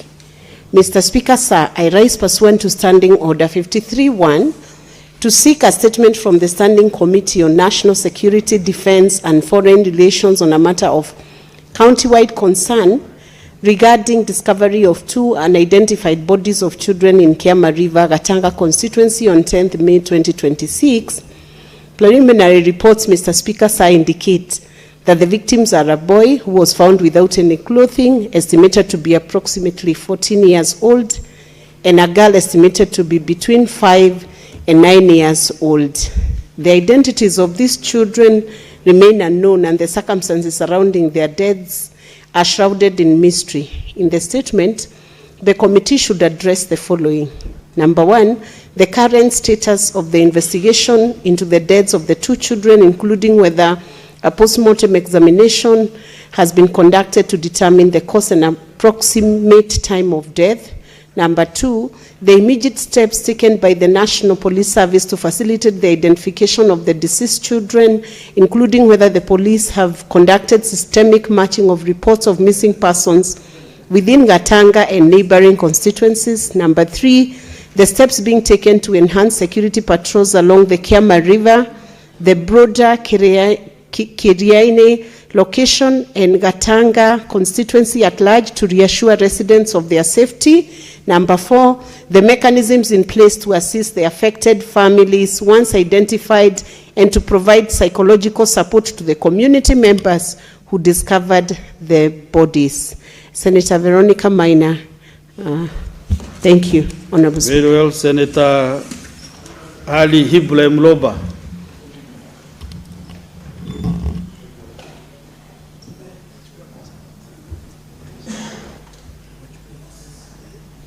Thank you. Thank you, Honorable Speaker. I rise pursuant to Standing Order 53-1 to seek statement from the Standing Committee on Finance and Budget on the matter of inter-county concern regarding administration of county pension fund. Honorable Speaker, in the statement the committee should address the following. 1, the information system in use for management of the county pension fund and related administrative affairs. Number 2, the current number of pension contributors under the fund and whether the contributors receive regular account statement and other updates relating to their accounts. Number 3, whether any part of the pension fund have been invested in construction projects, and if so, obtain details of the performance of each completed project, progress of ongoing projects, and any external financing arrangement related to these projects. Number 4, the nature of other investments from the pension fund, along with evidence that the investments are viable and that adequate measures have been put in place to safeguard against potential losses. Number 5, the measures in place to protect members' contribution from mismanagement and corruption and to guarantee that contributors receive their dues upon retirement or formal withdrawal. Signed, Senator Ali Ibrahim Roba Mandera. Thank you, Honorable Speaker. Okay, very well. Senator Consolata Wakwabubi.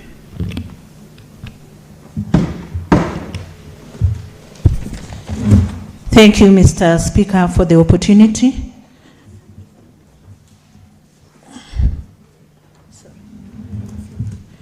Mr. Speaker, sir, I rise pursuant to Standing Order 53-1 to seek a statement from the Standing Committee on Labor and Social Welfare on a matter of national concern regarding teenage pregnancies in Kenya. Mr. Speaker, sir, Kenya recorded over 232,000 teenage pregnancies in 2025. Busia County has recorded over 65,000 cases, making it one of the most severely affected regions, followed by Nairobi, 14,291, Kakamega, 11,630, Nakuru, 10,934, Bungoma, 10,444, among others. This crisis threatens education, entrenches poverty, and strains healthcare systems. Beyond a public health emergency, it poses a labor and economic challenge that will affect national productivity and stability for decades. It undermines girls' education, limits their future participation in the workforce, and perpetuates circles of vulnerability.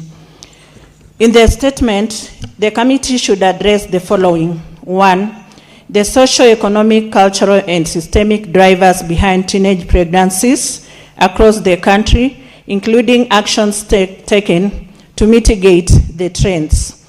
2, the effectiveness of current interventions put in place to review school reentry policies, adolescent health programs, and child protection frameworks, including the gaps identified in enforcement and resource allocation, particularly in ensuring teenage mothers continue their education without stigma or discrimination. 3, the perspectives of stakeholders, including local leaders, educators, healthcare providers, parents, and the affected teenagers, on the scale and impact of the crisis, with emphasis on how teenage pregnancies disrupt education and limit future opportunities. 4, how teenage pregnancies are affecting school completion rates, labor force participation, productivity, and long-term economic development, with recommendations for policy reform that safeguard both education and livelihoods. Senator Consolata Wakwabubi, MP, nominated Senator. Thank you, Mr. Speaker. Next is Senator Alexander Mudigi.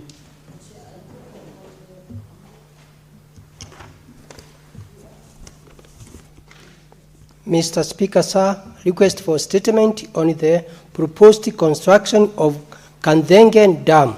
Mr. Speaker, sir, rights person to standing under 53(1) to check a statement from the Standing Committee on Energy on matter of county-wide concern regarding the proposed construction of Kandenge Dam in Embu County.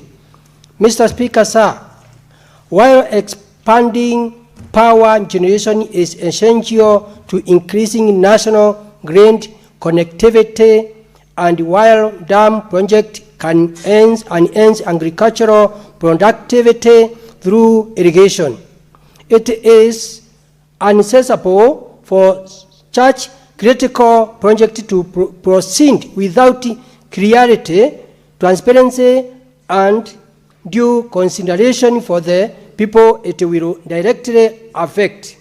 In the statement, the committee should address the following: whether the Ministry of Energy and Petroleum will conduct a proper feasibility study to determine the dam's specifications, including its size, the extent of land coverage, and the exact number of families that will be displaced or otherwise affected.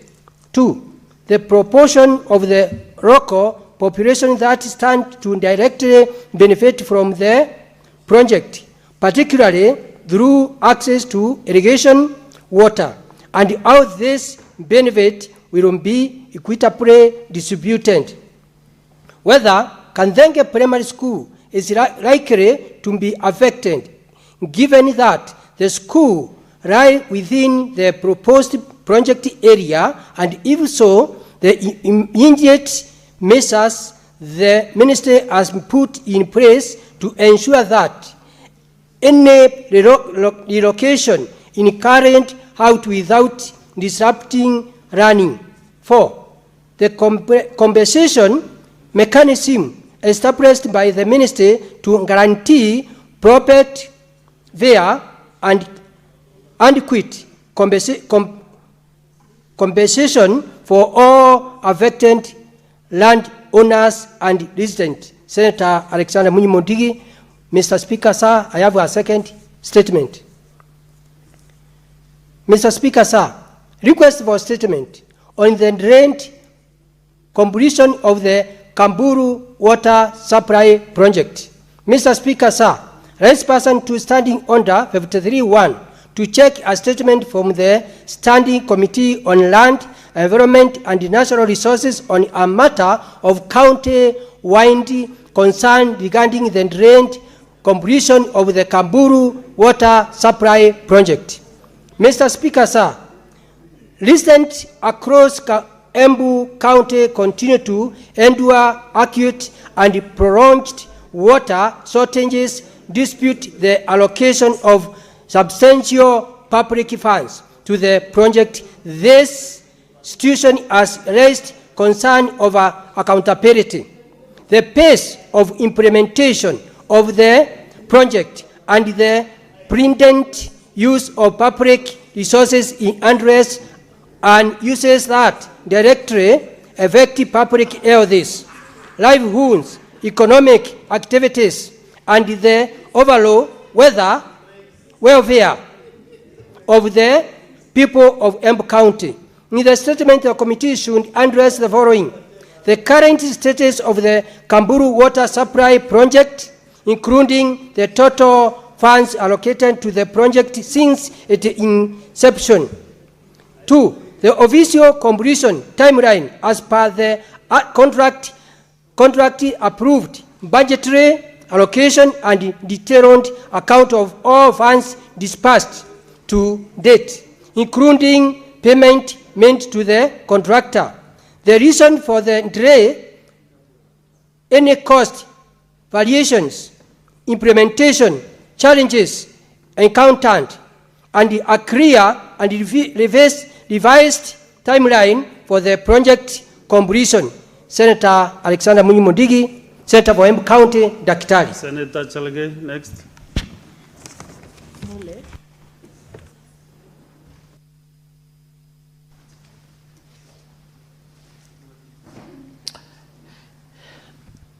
Thank you, Mr. Speaker, Madam Speaker. Request for statement on the lack of government support for Kenyan skater Kelvin Kiarie. Mr. Speaker, sir, I rise pursuant to Standing Order 53(1) to request a statement from the Standing Committee on Labor and Social Welfare on a matter of national concern regarding the government support for Kenyan skater Kelvin Kiarie and athletes participating in emerging and non-mainstream sports disciplines in Kenya. Mr. Speaker, Madam Speaker, sir, Madam Speaker, Kenyan skater. You want to decide whether it's Madam Speaker or Madam Speaker, sir, or Speaker, Mr. Speaker, sir? I will stick with Madam Speaker. Okay.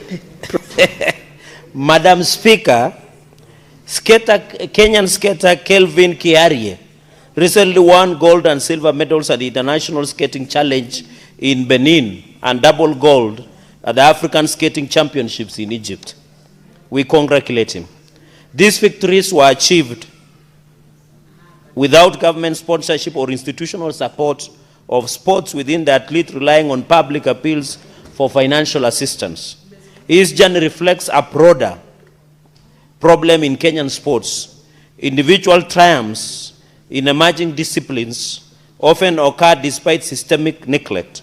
While Kevin's medals are a source of national pride, they also expose the lack of support for athletes outside mainstream sports such as football, rugby, and sometimes athletics. If Kenya is to sustain its leadership in contemporary sports, and Madam Speaker, it was sad to see the only welcoming person was the wife and children, and sports were never present, any person. It must ensure equitable recognition and support for all athletes, mainstream and emerging alike. In the statement, Madam Speaker, the committee should address the following. 1, reason for lack of financial, logistical, or institutional support to Kelvin Kiarie by the Ministry of Youth, Sports, Youth Affairs, Creative Economy and Sports Kenya, the Sports Fund, or any other relevant agency. Madam Speaker, sir, whether the government has a policy or framework for identifying, nurturing, and supporting athletes in emerging and non-mainstream sports discipline, including skating. Madam Speaker, the criteria used in allocating sponsorship, funding, and facilitation to athletes representing Kenya in international competitions, and whether these criteria adequately cover emerging sports in the country. Madam Speaker, 4th, details of budgetary allocations and expenditures towards emerging and non-mainstream sports disciplines over the last 5 financial years, including skating and related talent development programs. Madam Speaker, the plans and strategies in place to establish training facilities, talent development programs, and sponsorship structures for skating and other emerging non-traditional sports, policy interventions be considered to ensure equitable support for our athletes, sportsmen and women across all sports disciplines, and whether the government intends to formally recognize and support Kelvin Kiarie and others following his wonderful achievements to Kelvin Kiarie. I thank you, Madam Speaker, without sir.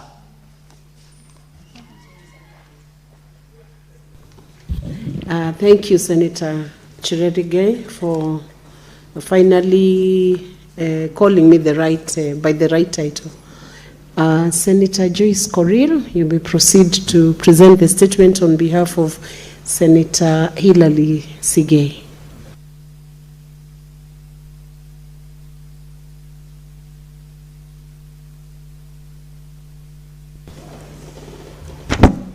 Thank you, Madam Speaker. The statement is on the repatriation of the remains of the Kenyan nationals who died in the plane crash in South Sudan on 27th April 2026. Madam Speaker, I rise pursuant to the Standing Order 53-1 to seek a statement from the Standing Committee on National Security, Defense, and Foreign Relations on a matter of national concern regarding repatriation of remains of Kenyan nationals who died in a plane crash in South Sudan on 27th April 2026. Madam Speaker, on the morning of Monday, 27th April 2026, a Cessna 208B Grand Caravan aircraft operated by the CityLink Aviation Limited departed Yei Airport in South Sudan at 9:15 a.m. Central African Time en route to Chupa International Airport. At approximately 9:43 a.m., barely 28 minutes into the flight, air traffic control lost all the communications with the aircraft. The aircraft was later discovered to have crashed, and its wreckage was found approximately 20 kilometers southwest of Juba. South Sudan Civil Aviation Authority confirmed that all 14 passengers on board perished in the crash and were burned beyond recognition. The victims include 2 Kenyan nationals, Captain Francis Lagat Ruto from Chebole in Bomet County, Kipsonoi Sotik constituency, who was the pilot, and Mr. Brian Mwenge from Lurambi constituency, Kakamega County. Mr. Speaker, it is deeply concerning that more than 2 weeks since this tragedy, the remains of the 2 Kenyan nationals have not been repatriated to their families for proper and dignified last rites and burial. In the statement, the committee should address the following. 1, the specific steps taken by the Ministry of Foreign Affairs and Diaspora Affairs to facilitate the identification and repatriation of the remains of the Captain Francis Lagat Ruto and Mrs. Brian Mwenge. Secondly, the expected timelines for the repatriation, including the indication of the persons bearing the responsibility for the associated cost.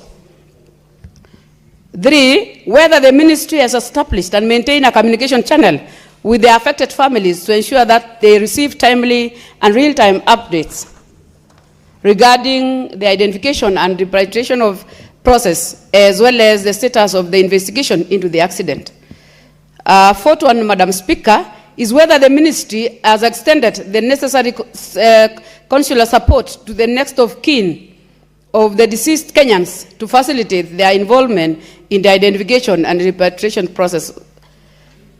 Last one, the diplomatic representation Kenya has made to safeguard the interest of the affected families, including whether the ministry has formally requested the preliminary accident report. From Senator Wakili Sigei, Bomet County. Thank you, Madam Speaker. Thank you, Senator Joyce Koril. Senator Mwenda Gataya, you have a statement? Okay, proceed.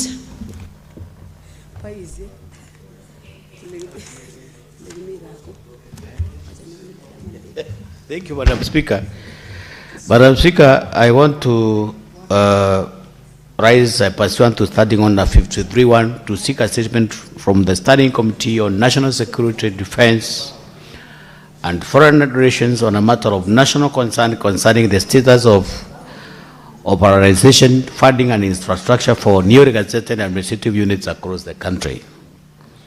Madam Speaker, in November 2024, the Ministry of Interior and National Administration, through Gazette Notice number 15341, established 578 new administrative units comprising of 27 sub-counties, 59 divisions, 170 locations, and 322 sub-locations to bring government services closer to the people, particularly in underserved areas. However, many of these units remain non-operational due to inadequate funding, lack of office infrastructure, insufficient staffing, and poor connectivity, thereby undermining effective administration and service delivery, especially in arid and semi-arid lands, that is, ASO counties. In the statement, Madam Speaker, the committee should address the following. The criteria and the framework are used to identify and gazette the new administrative units, including whether financial and operational viability assessments were conducted, and provide a breakdown of budgetary allocations for the year 2025-2026 financial year, indicating amounts allocated, disbursed, and utilized up to date. Number 2, Madam Speaker, the number of newly gazetted administrative units currently lacking physical office and the measures being taken to address the challenge. Number 3, Madam Speaker, the committee should also look at whether there are plans to construct and equip offices for all gazetted units lacking in infrastructure, including timelines for completion. Number 4, Madam Speaker, the committee should also look at the current staffing levels in the newly gazetted units and the measures being taken to ensure provision of adequate personnel. The last one, Madam Speaker, but not the least, the committee should also look at the affirmative action measures being implemented to prioritize funding in infrastructure and staff deployment to the new administrative units in ASO and other majorized counties. Thank you, Madam Speaker. This is Senator Mwenda Gataya, Mofire, CBS, MP, Senator for Tharaka-Nithi County. Thank you, Senator Mwenda Gataya.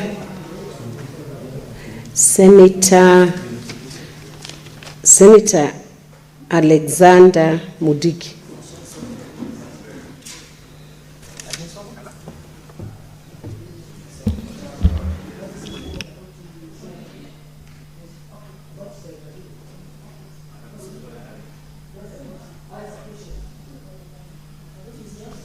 Question 2. Madam Speaker, statement relating to a statement requested by Senator. Madam Speaker, a raised person to standing order 56.1 of the Senate standing order to make a statement relating to a statement requested by Senator from the Standing Committee on Labor and Social Welfare. Madam Speaker, At the sitting of the Senate held on Wednesday, 6th May 2026, the Speaker directed the chairperson of the Standing Committee on Labor and Social Welfare to provide a response to the House on statement sought by Senator Fatuma Duro, CBS MP, regarding the unlawful removal of county assembly staff from the payroll and denial of salaries and benefit in Isiolo County not later than Wednesday, 13th May 2026. Madam Speaker, the committee used the respondents to the Governor of Isiolo County on 3rd March 2026 and clerk of the County Assembly of Isiolo on 2nd April 2026 to submit response to the statement. Madam Speaker, the committee received a response from the Governor of Isiolo County through a letter dated 13th March 2026, which was shared with the Senator for consideration and comment. However, the response from the clerk of the County Assembly of Isiolo remained outstanding dispute follow-up on 2022 April 2026 and 7th May 2026. Madam Speaker, the committee remains seized of the matter and shall share a comprehensive report with the Senate and the Senator upon receipt of the response from the clerk of the County Assembly. I'm acting as a chairperson for LIPA, Senator Alexander Munyimondigi. I have another one for LIPA. Can I proceed? Statement, Madam Speaker, statement relating to the activities of the Standing Committee on Labor and Social Welfare for the period between February 2026 to April 2026, pursuant to Standing Order 56(1) H B of the Senate Standing Order. Madam Speaker, I raise pursuant to Standing Order 56(1) B of the Senate Standing Orders to make statement relating to the activities of the Standing Committee on Labor and Social Welfare for the period between February and April 2026. Madam Speaker, during the period under review, the committee held a total of 22 sitting, during which it considered 17 statements, 1 bill and 2 petitions. Madam Speaker, in executing its brand mandate, the committee focused on key social and labor matters within its remit, with particular emphasis on occupational safety and health, OSHA enforcement, persons oversight and governance, gender-based violence, and famicide. The committee also hosted a delegation from the Portfolio Committee on Social Development of the Libombo Legislature, South Africa, aimed at gaining insight into Kenya approach to GBV, with particular focus on the policy, legal, and institutional framework interventions. The legislative business under consideration by the committee is attached in Appendix 1. Bills. Madam Speaker, during the period under review, the committee concluded consideration of the Public Service Internship Bill 2022, National Assembly Bill number 63 of 2022. The bill established a structured framework for managing internship program in the public sector by standing recruitment, supervision, duration, and compensation of interns. It is actioned on constitutional principles of youth empowerment, fair labor practice, and socio-economic rights, and seek to address existing constituencies in internship administration across public institutions. Statement. Madam Speaker, during the period under review, the committee received 17 new statements that cut across key thematic area of labor relations, social protection, and worker welfare at both national and county levels, including staffing dispute, layoff, recruitment, malpractice, insurance, coverage, unpaid benefit, use of development funds, industrial unrest, and compliance with the labor standards. The committee shared the response received with the senators who requested for the statement and supplementary uses raised were activity followed by with the relevant ministries and agencies. Petition. Madam Speaker, the committee remains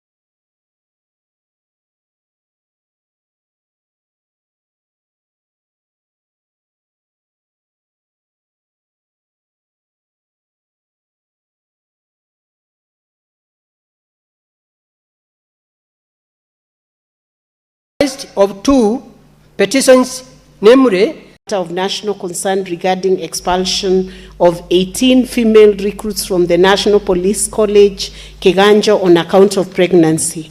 Madam Speaker, The National Police Service based the decision on its existing training regulation and justifies it on account of the physically demanding nature of the police training. This reflects a deeply concerning lack of gender sensitivity and institutional responsiveness towards women, particularly expectant mothers seeking opportunities for public service and professional advancement. Pregnancy is neither misconduct nor incapacity, and motherhood must never be construed as a disqualification from service, leadership, or employment. The expulsion of these young women sends a disturbing and regressive message that women are still expected to choose between their biological realities and their aspirations to serve this nation.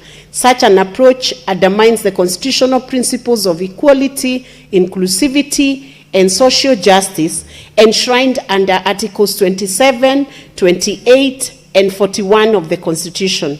The continued implementation of such policies and practices that disproportionately disadvantage women demonstrates the urgent need for stronger gender-sensitive reforms within the National Police Service and across the public service. In the statement, the committee should address the following: the assessment of the legal standing of the provision of the National Police Service training regulation that was the basis for the expulsion of 18 female recruits from the National Police College, Keganjo, on account of pregnancy, in view of the principles of equality, inclusivity, and social justice enshrined under Article 27, 28, and 41 of the Constitution. Whether the National Police Service has considered adopting gender-responsive recruitment and training policies that reasonably accommodate expectant recruits. Number 3, whether the National Police Service could also consider reviewing other institutional frameworks and administrative policies, including the police standing orders, to ensure alignment with the Constitution and Kenya's international obligation relating to gender equality and women's rights. Number 4, the safeguards in place to prevent discriminatory practice against women within public institutions generally, particularly on the basis of pregnancy or maternal status. Senator Veronica Maina, CBS MP, nominated senator, and also reading this as chair of Kenya Women Senators, having been commissioned by the whole of Kenya Women Senators to offer this statement to ensure that the recruits are given an opportunity to return to Keganjo after giving birth.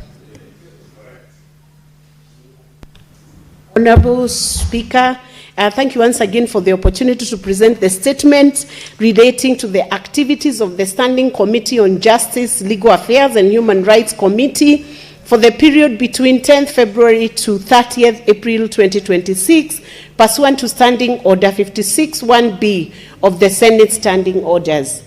Honorable Speaker, I rise pursuant to Standing Order 56-1B of the Senate Standing Orders to make a statement relating to the activities of the Standing Committee on Justice, Legal Affairs and Human Rights for the period commencing 10th February 2026 to 30th April 2026. During the period under review, the committee held a total of 20 sittings, during which considered 1 legislative proposal, 3 bills, 1 petition, and 8 statements and 1 inquiry.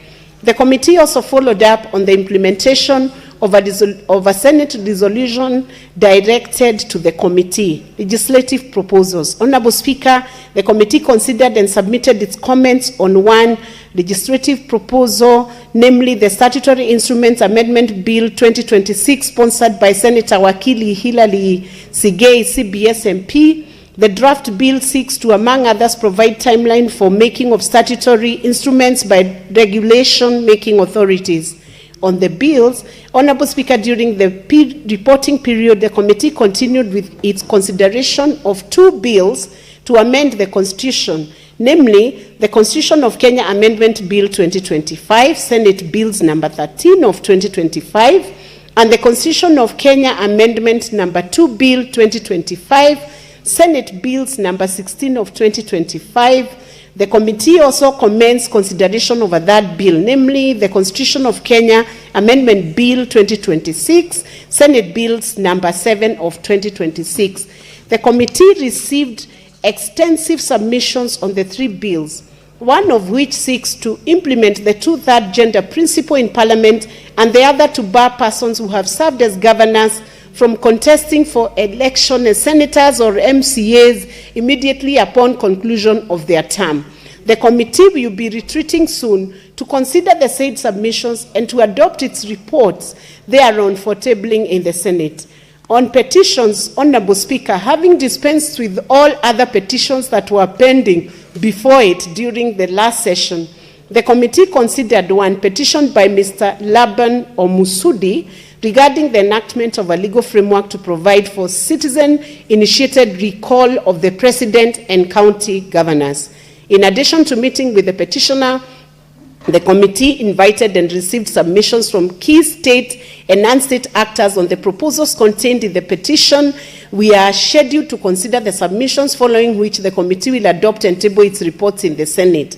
On the statements, Honorable Speaker, the committee considered 12 requests for statements during the reporting period, comprising 8 statements which were carried over from the last session, as well as 4 statements which were newly sought from the committee. We have adopted a 2-pronged strategy to finalize on the said statements, entailing both writing to the relevant agencies, inviting them to respond, as well as scheduling meetings with them on a case-by-case basis to deliberate on the issues arising from the statements. On inquiry, Honorable Speaker, the committee continued with its inquiry into the legal status, indigenous peoples in Kenyans, into what legal status the indigenous people in Kenya are, and expanded this to cover the status and human rights of minorities and marginalized communities as well. I'm happy to report that we held a productive meeting with the National Gender and Equality Commission, as well as the Minorities and Marginalized Affairs Unit at the Executive Office of the President, where we deliberated on these issues. We have scheduled further meetings in the coming month with the 2 entities, as well as other state and non-state actors, at the end of which we shall prepare our report for tabling and debate in the Senate. On implementation of Senate resolutions, Honorable Speaker, the committee continued with the tracking the implementation of Senate resolutions directed to the committee, including the report of the ad hoc committee on Shakahola, as well as the Senate resolution on the state of the nation. The committee also followed up on the implementation of resolutions contained in reports on petitions. In conclusion, Honorable Speaker, I wish to thank your office and that of the clerk for the continuous support accorded to the committee in undertaking its work. I also wish to thank members of the committee for their commitment, diligence in, and insightful contribution during committee activities. I thank you, Honorable Speaker. And our chair of the committee is Senator Wakili Hilary Sigei, and I'm the able vice chair. Honorable Speaker, and just to remind the House, this is the most effective committee of the Senate. Thank you, Honorable Speaker. Senator Veronica Maina, that might be a contentious statement. Honorable Senators, just allow me to interrupt the statement for a short while to allow Senator Nyamo to just lay a report on the table of the Senate.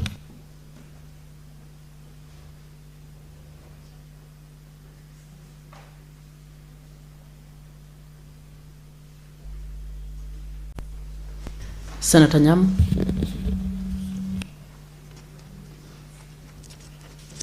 Thank you, Madam Speaker. I beg to lay the following paper on the table of the Senate today.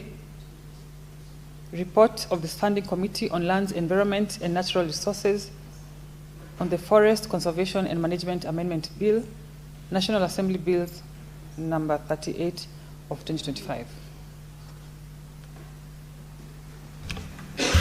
Senator Cherargei for the statements. Back to the statements.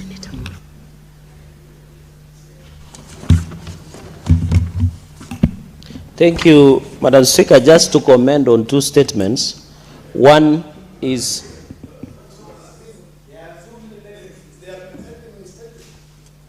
Madam Speaker. Apologies. Honorable Senators, just hold on. We consult. Yeah.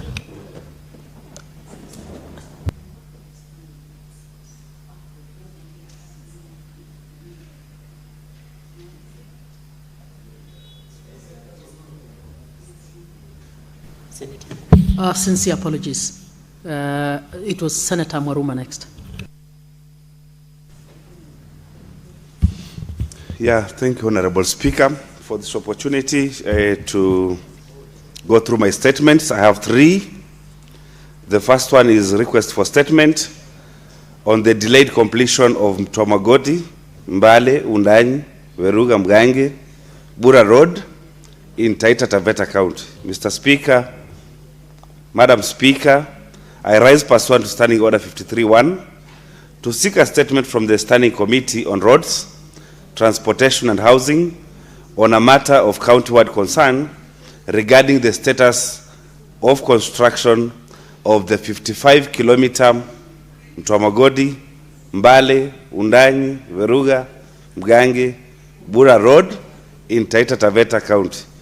Madam Speaker, this project was launched and commissioned on November 1, 2021 at a budgeted cost of 2.2 billion and was intended to serve Bura, Ronge, Mgange wards while linking Undanyi Township to the Mwatate Taveta Highway and Bura Ward and the Voi Mwatate Highway at Mtomagoti. Despite repeated inspection visits by senior government officials, the road remains incomplete. In the statement, the committee should address the following. 1, the current status of the project, including the extent of works completed, sections cleared and gravelled, and those upgraded to bitumen standards. 2, the reasons for the delay in completion of the project, as well as expected completion date of the project. 3, whether the road cuts through private land, and if so, the identity of all affected persons and institutions, including the number and sizes of the parcels. 4, the measures in place to compensate the persons affected by the project, as well as the timelines for such compensation. The second statement, Madam Speaker, is on the remittance of staff deductions and other payables by the county government of Taita Taveta. Madam Speaker, I rise pursuant to Standing Order 53-1 to seek a statement from the Standing Committee on Labour and Social Welfare on a matter of county-wide concern regarding the non-remittance of staff deductions and other payables by the county government of Taita Taveta. Madam Speaker, there has been continued delay and non-remittance of staff payables, including loan repayments to banks and SACCOs, contributions to superannuation institutions, and other contractual deductions due from staff salaries. This has exposed staff of the county government of Taita Taveta to financial penalties, adverse listing by lending institutions, delayed access to benefits, and prolonged uncertainty for the retirees and officers nearing retirement. The continued non-remittance of these obligations, despite deductions having been made from staff salaries, has affected service delivery and caused financial distress among employees of the county government of Taita Taveta. In the statement, the committee should address the following. 1, the number and particulars of the institutions owed staff deductions and other payables by the county government of Taita Taveta, including the annual bill and outstanding amount owed to each institution.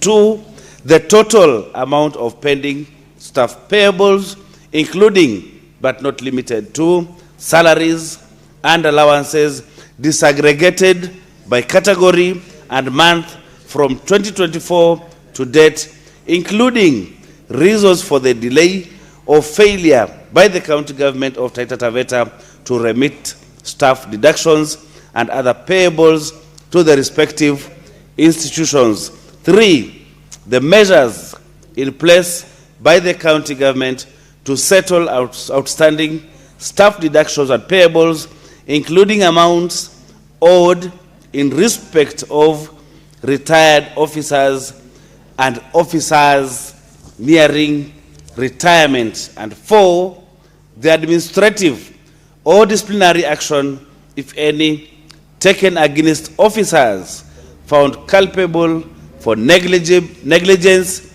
mismanagement, or failure to remit staff deductions and other payables when due.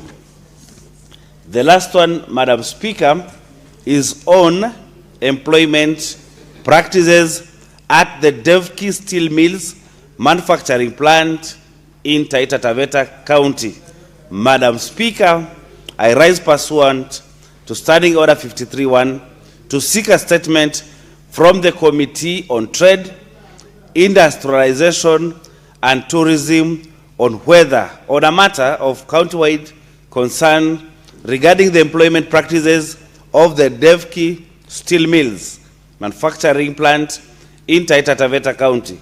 In the statement, the committee should address the following. 1, the government's policy or framework on the employment of local residents by private companies in the counties in which they operate, including whether any quota is reserved for the local communities, and secondly, whether Devki Steel Mills plant in Taita Taveta County has complied with that policy.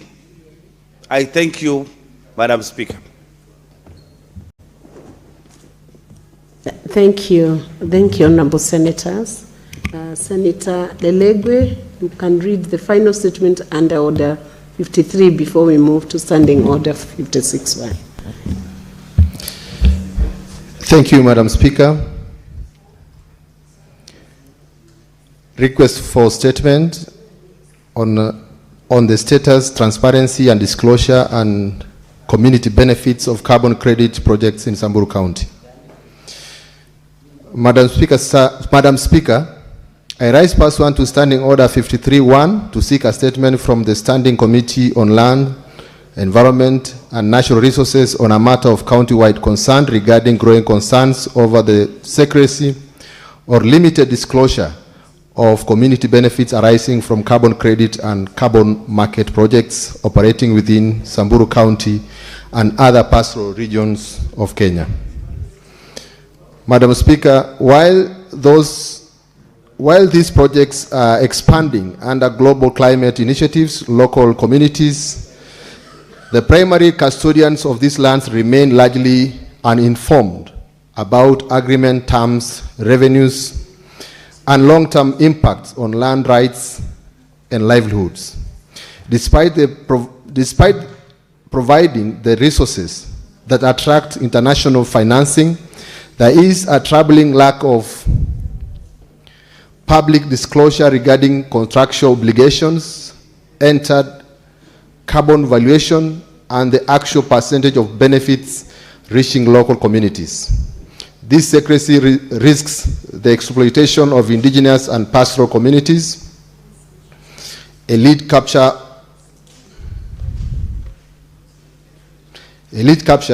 of climate financing benefits, future land injustices, and exclusion of local communities from decision-making processes affecting their ancestral lands. Madam Speaker, in the statement, the committee should address the following. 1, the number, names, implementing entities, ownership structures, and specific geographical location of all carbon credit or carbon trading projects currently operating within Samburu County, including the legal frameworks, duration and contractual arrangements in respect of each project. 2, the total carbon credits generated and total revenues earned from carbon credit projects in Samburu County since inception, including a detailed breakdown of the actual financial benefits received by the local communities, local communities, community institutions, county governments, intermediaries, implementing agencies, and private entities involved. 3, the measures and procedures used to secure free, prior, and informed consent from pastoral communities before the execution of carbon credit agreements, including whether affected communities were adequately informed and sensitized on the long-term environmental, economic, land use, grazing, and cultural implications of such projects. 4, the reasons for the limited public disclosure and transparency regarding carbon credit agreements, revenue flows, carbon pricing mechanisms, valuation methodologies, and community benefits sharing agreements in Samburu County, despite the projects utilizing community land and ancestral lands. Community and ancestral lands. And 5, the policy, legislative, regulatory, and institutional measures put in place by the government to protect pastoral communities in Samburu County from exploitation, inequitable benefit sharing, and land dispossession, elite capture, and exclusion from decision-making processes within the carbon credit and carbon trading market. I thank you, Madam Speaker. Thank you, Senator Lelegwe. Now we are moving to statements pursuant to Standing Order 56, 1B. And I want to call the Chairperson, Standing Committee on Energy, Senator Kisang, to make a statement relating to the activities of the committee for the period February to April 2026. Thank you, Madam Speaker. Madam Speaker, I arise pursuant to Standing Order 56.1b to make a statement on the activities of the Standing Committee on Energy for the first quarter of the 5th session covering the period commencing 1st January to 30th April 2026.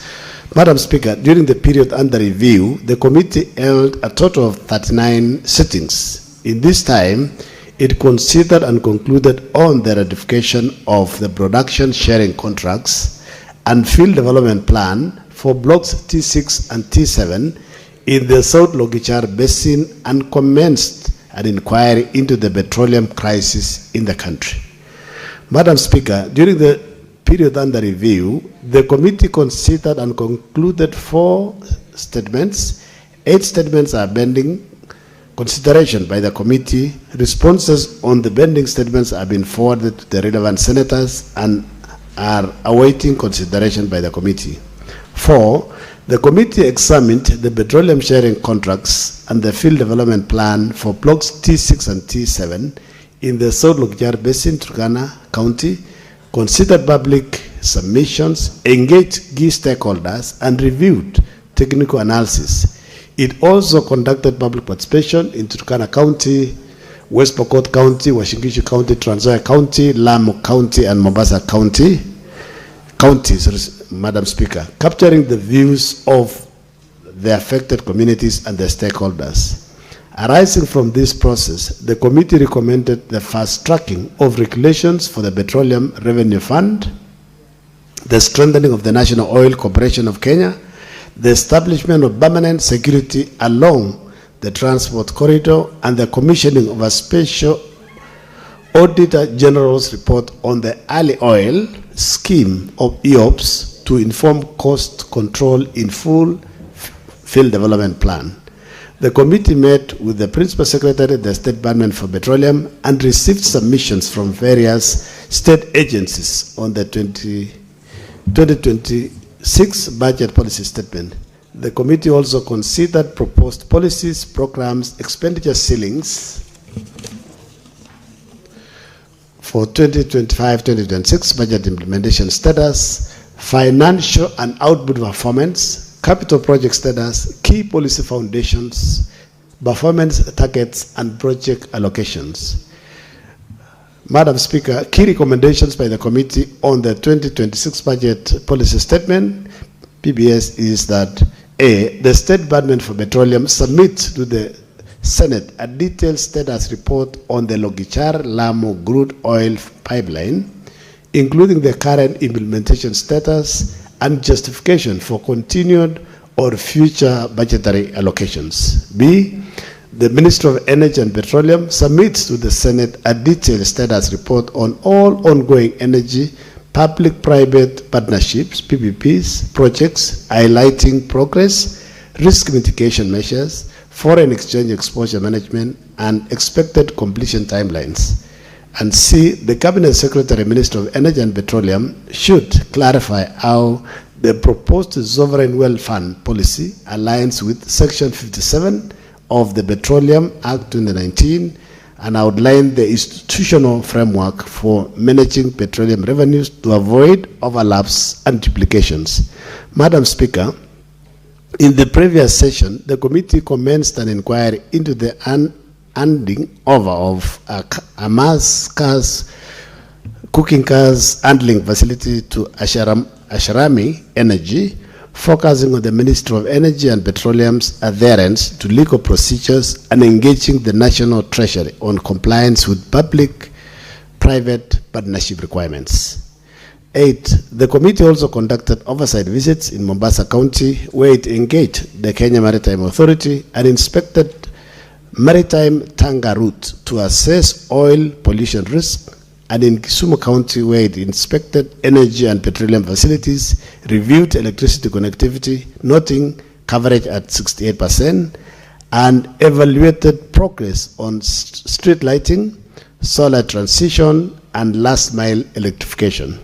9, Madam Speaker, in the coming quarter, the committee will conclude its inquiry into the 2015 Kenya pipeline oil spill into River Tange in Makueni County, focusing on environmental and public health impacts, compliance, and remedial and enforcement measures. 10, the committee plans to visit Tana River and Shire County to review power bypass, flooding impacts linked to KenGen, grid and off-grid supply, and preparatory work for the proposed nuclear power plant in Shire County, including safety, stakeholder engagement, and alignment with national planning. 11, further, the committee will steer preparation for the County Energy Forum expected in the course of this year, including a pre-conference with the Senate, Council of Governors, county executives, and the County Assembly's Energy Caucus to align county priorities on devolved energy functions, way-leaves, tariffs, clean energy, and intergovernmental coordination.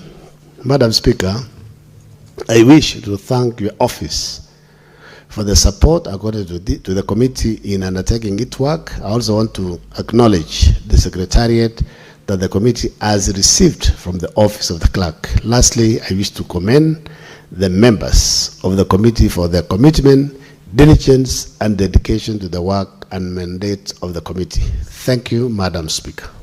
Thank you, Senator Kisang.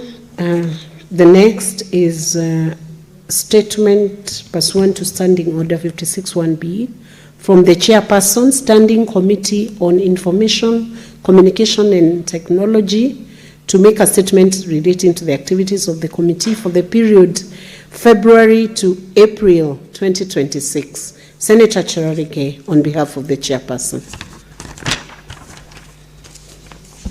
Thank you, Madam Speaker. Quarterly statement relating to the activities of the Standing Committee on Information, Communication and Technology for the period between February to April 2026, pursuant to Standing Order 56-1B of the Senate Standing Orders. Madam Speaker, I rise pursuant to Standing Order 56-1B of the Senate's Standing Orders to make a statement for the first quarter of the 5th session covering activities of the Standing Committee on Information, Communication and Technology undertaken for the period February to April 2026. Honorable Speaker, during the period under review, the committee held a total of 15 sittings which it considered 2 bills, 5 statements, and 1 inquiry.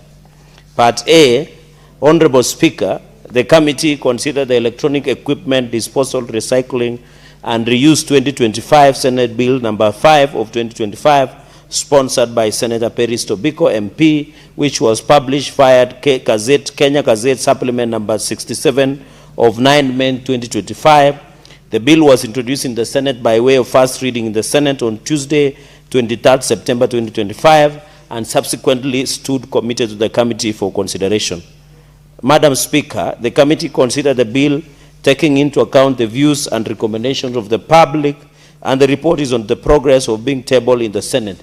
During the consideration of the bill, the committee observed, among other things, that there is need for inclusion of the polluter pays principle and zero waste principle, and the principle of prioritizing the extension of electrical and electronic equipment EEE lifespan over material recovery. These are non-negotiable guiding principles of the national legislation forming the legal basis for the extended producer responsibility system. Honorable Speaker, the committee is currently considering Artificial Intelligence Bill, the 2026 Senate Bill number 4 of 2026, sponsored by Senator Karen Nyamu MP, which was introduced in the Senate by way of first reading on the Senate on Thursday, 2nd April 2026, and thereafter stood committed to the committee for consideration. The bill was advertised, inviting submissions from the stakeholders and the public in 3 newspapers with national circulation. The committee soonest consider submissions received hereon from the public and formulate its report. Madam Speaker, statements. Honorable Speaker, 5 statements wrote from the committee are undergoing consideration. The committee considers statement through physical sittings with the stakeholders and the respective senators who made the request, while in other instances received written submissions and shared the responses with respective senators. Honorable Speaker, 1 statement sought by yours truly, Samson Cherargei, MP, on the status of digitization of government services was considered by the committee and resolved to invite all ministries, departments, and agencies called MDAs to appraise the committee on the status and implementation of digitization of government services under their respective mandate. Inquiries to county visit. Honorable Speaker, under the current period, the committee has conducted county oversight and networking engagement visit in its process of considering the inquiry into the operation of information management, information financial management information system, IFIMIS, and other county revenue collection and management system in 4 counties, namely Nakuru, Narok, Kericho, and Kakamega counties. Honorable Speaker, the committee is particularly interested in presentations on each county revenue collection and management system, focusing on system overview, integration with IFIMIS, effectiveness in revenue collection, key strengths and challenges, operational cost sustainability, and any planned future improvements with the aim of investigating revenue leakages through the county's revenue collection systems and avenues. Honorable Speaker, the committee held a meeting with the ICT authority to deliberate on the impact of county way leave, as well as regulatory and operational barriers affecting the deployment of ICT infrastructure and the expansion of broadband connectivity across the counties. Honorable Speaker, in conclusion, I wish to thank your office and that of the Clerk of the Senate for the continuous support accorded to the committee in undertaking work. Lastly, I wish to profoundly also to thank the members of this, one of the best committee, for their commitment, diligence, and contribution to assist the committee achieves its mandate. This is the best committee, followed by JLAC. I thank you, Madam Speaker. Thank you, Senator Cherargei, and also for admitting that JLAC is effective. We now move on to the chairperson, Standing Committee on National Security, Defense, and Foreign Relations, to make a statement relating to the activities of the committee for the period February to April 2026. Senator Mwenda Gataya has the brief from the chair, and you may proceed to the dispatch.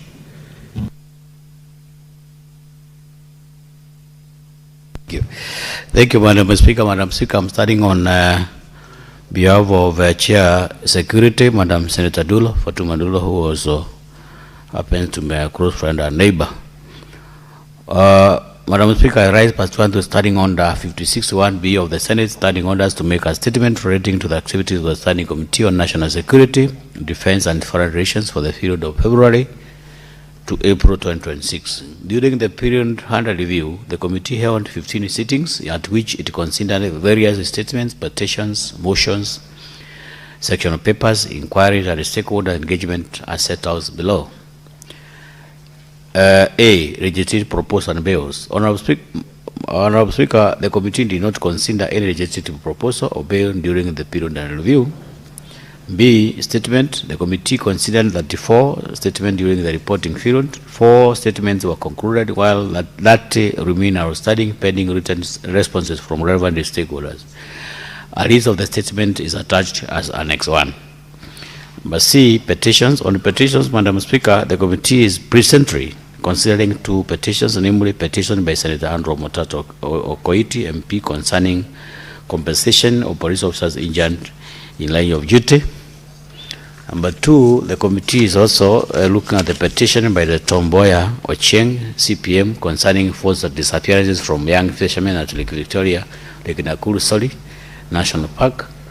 The committee held deliberations with the petitioners and relevant stakeholders and is scheduled to conclude consideration of the petitions and the table or reports in the Senate. D, Madam Speaker, on motions, the committee considered resolutions of the Senate arising from the adoption of the motion on the current state of the nation. The committee engaged relevant stakeholders and received written submissions on the matter. The draft report is pending consideration and adoption prior to tabling in the Senate. On sectional papers, Madam Speaker, Honorable Speaker, during the reporting period, the committee considered the foreign policy of the Republic of Kenya. The committee concluded consideration of the sectional paper and tabled the report on the Senate on that 1st March 2026. On inquiries, Madam Speaker, the committee further considered 3 inquiries during the reporting period, namely the surge in violent crimes in Kenya cities, Nairobi, Mombasa, Kisumu, and Eldoret. 2, firefighting and disaster management by involved governments. 3, Madam Speaker, preparedness and mitigation on measures in place to address starvation and loss of livestock arising from the prolonged drought affecting Asos region of the country. The committee is currently receiving supplementary submissions of the inquiry relating to drought mitigation and livestock laws and is scheduled to commence consideration of the remaining inquiries in the next quarter. On the matters of other activities, Madam Speaker, during the period under review, the committee further held a meeting with the Inspector General, National Police Service, and the Director of Criminal Investigations regarding threats to the security of Senator Fatuma Dulo, CBS MP, including a shooting incident targeting a convoy in Isiolo, as well as the attack on Senator Godfrey Sosi, CBS MP, at the west end of Mall in Kisumu County. The Cabinet Minister of Interior and National Administration convened his apologies and is scheduled to appear before the committee on 21st May 2026. 2, Madam Speaker, on the same other activities, the committee held a meeting with the Inspector General, National Police Service on the gazettement of Capital Hill Police Station, following which the committee resolved to invite the Prime Cabinet Secretary, the Attorney General, and the Cabinet Secretary, Minister of National Treasury, Economic Planning, to clarify the procedures that are taken in the gazettement process. Number 3, Madam Speaker, the committee held a meeting with the Private Security Regulation Authority to deliberate on its mandate, challenges, legislative gaps, and the proposal, an opportunity for cooperation during the remainder of the 13th Parliament. Number 4, Madam Speaker, the committee attended the Mashariki Cooperation Conference held in Diani, Kwale County in April 26, and held a report writing reaches to consider the draft reports on the matters before the committee. In conclusion, Madam Speaker, I wish to thank your office for your support according to the committee in undertaking its work. I also wish to acknowledge the Secretariat's support received from the office of the clerk. Lastly, I wish to commend members of the committee for their utmost dedication and commitment to duty. I thank you. This is Senator Fatuma Senator Mwanda Gataya on behalf of Senator Fatuma Alandulo, CBS MP, Chairperson, Standing Committee on National Security, Defense and Foreign Relations. Thank you.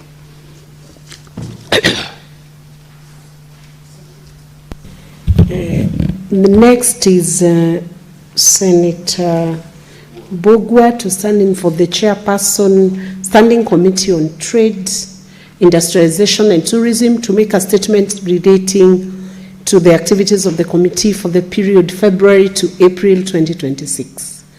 Senator Bogwa.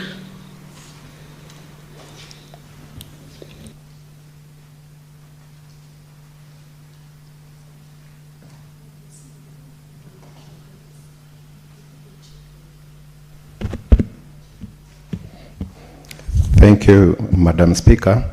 On behalf of the Chair, I rise pursuant to Standing Order 56(1)B to make a statement relating to the activities of the Standing Committee on Trade, Industrialization and Tourism for the first quarter of the 5th session, covering the period between February to April 2026. During the period under review, the committee held 18 sittings, during which it considered 27 statements, 2 bills, and conducted 2 inquiries. The committee began an inquiry into the county aggregated industrial parks in phase 1. 19 counties had 500 million shillings allocated to the construction of the CAIPs, and the deadline for completion was July 2025. During this inquiry, the committee established that most counties received a feasibility plan from the national government and not specific to counties' challenges. Additionally, the committee noted that some counties had exceeded the 500 million allocation. The inquiry is still ongoing, and the committee will table a report upon conclusion. The committee is reviewing the process of leasing public sugar companies, namely Zoya Sugar Company, Chemil Sugar Company, Sony Sugar Company, and Muhoroni Sugar Company.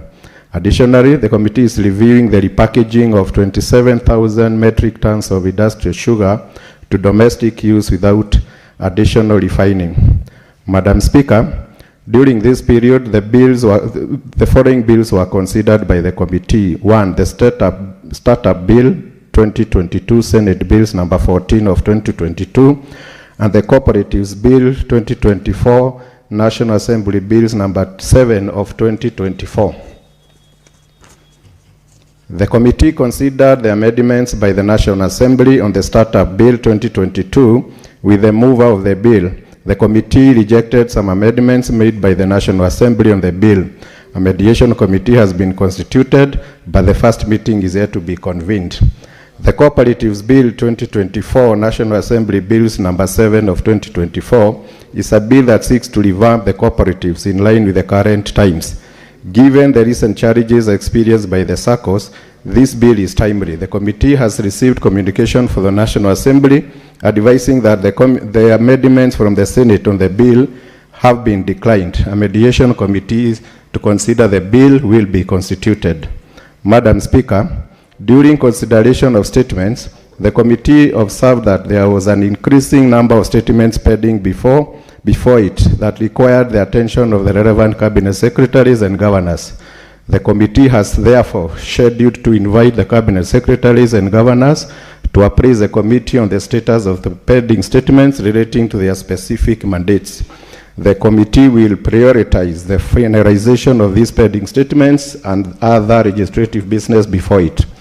The committee will continue with its oversight of the counties through the scheduled county oversight inspection and networking visits and public engagements to ensure continued implementation of programs and legislative business within its mandate.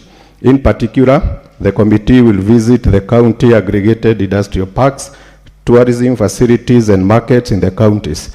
Additionally, the committee will finalize on the inquiry on the leasing of public sugar mills.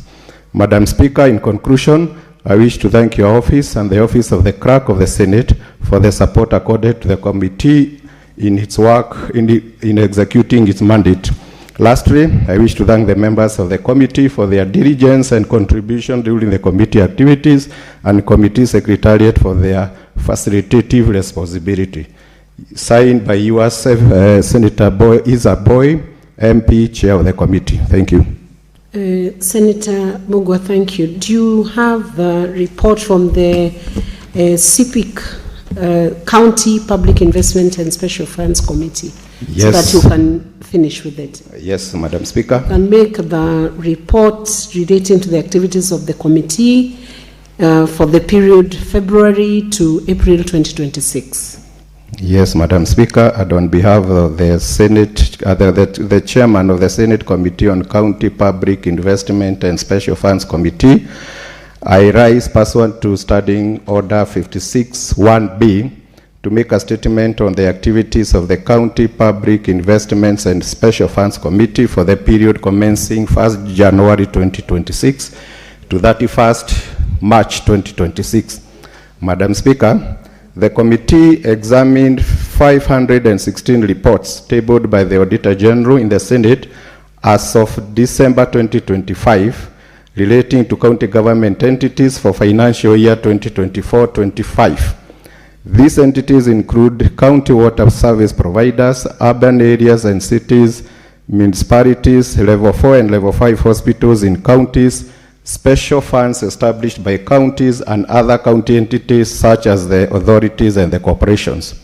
Honorable Speaker, pursuant to Article 2298 of the Constitution and following the High Court judgment affirming the mandatory nature of constitutional timelines in the audit process, the committee and the Senate at large undertook deliberate measures to align their procedures and operations with the aim of meeting the timelines. Some of the measures adopted by the committee include: 1, early resumption of committee sittings; 2, establish subcommittees to expedite consideration of the reports and request for additional resources such as additional support staff and support officers from the partner organizations; and 4, timely release of invitation letters to governors by December 2026.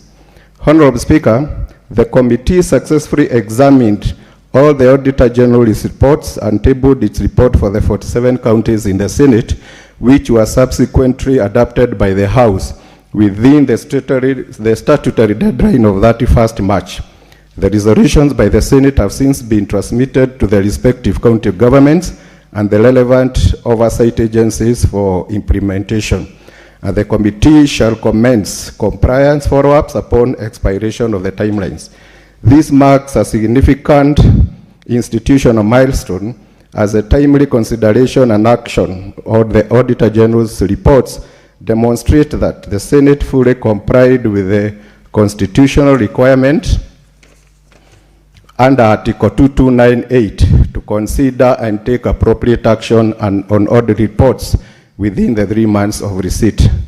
Madam Speaker, while examining the Auditor General's reports for various county entities, the committee identified several cross-cutting issues affecting multiple sectors and developed general recommendations which are comprehensively outlined in the summary report adopted by the House.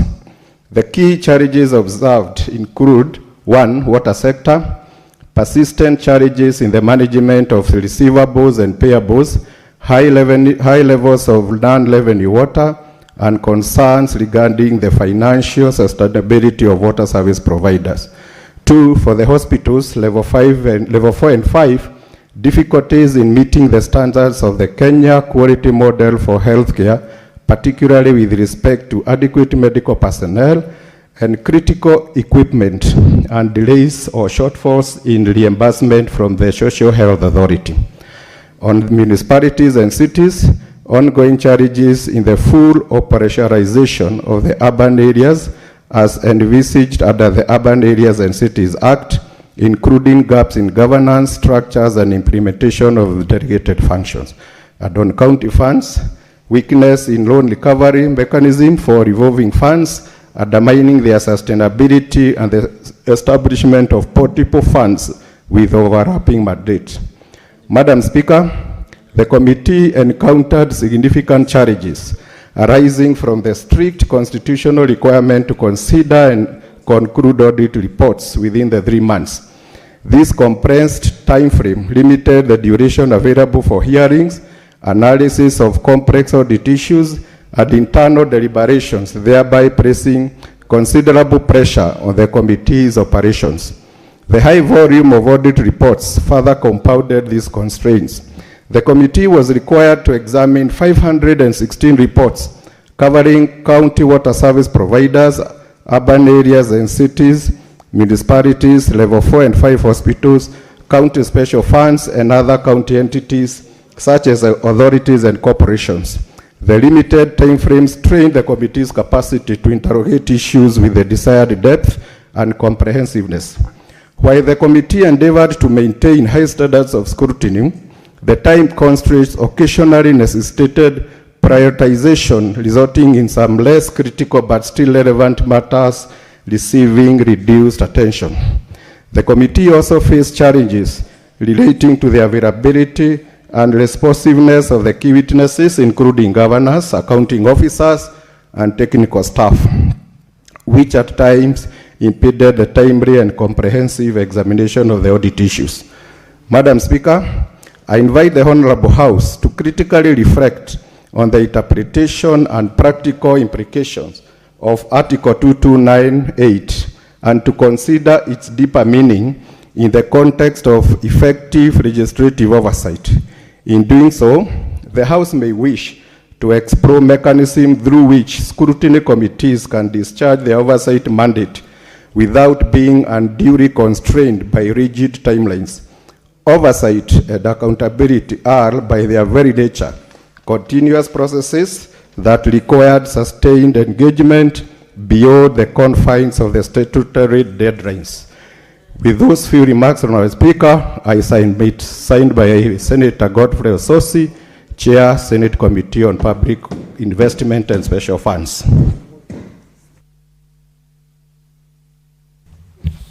Senator Lelengwe.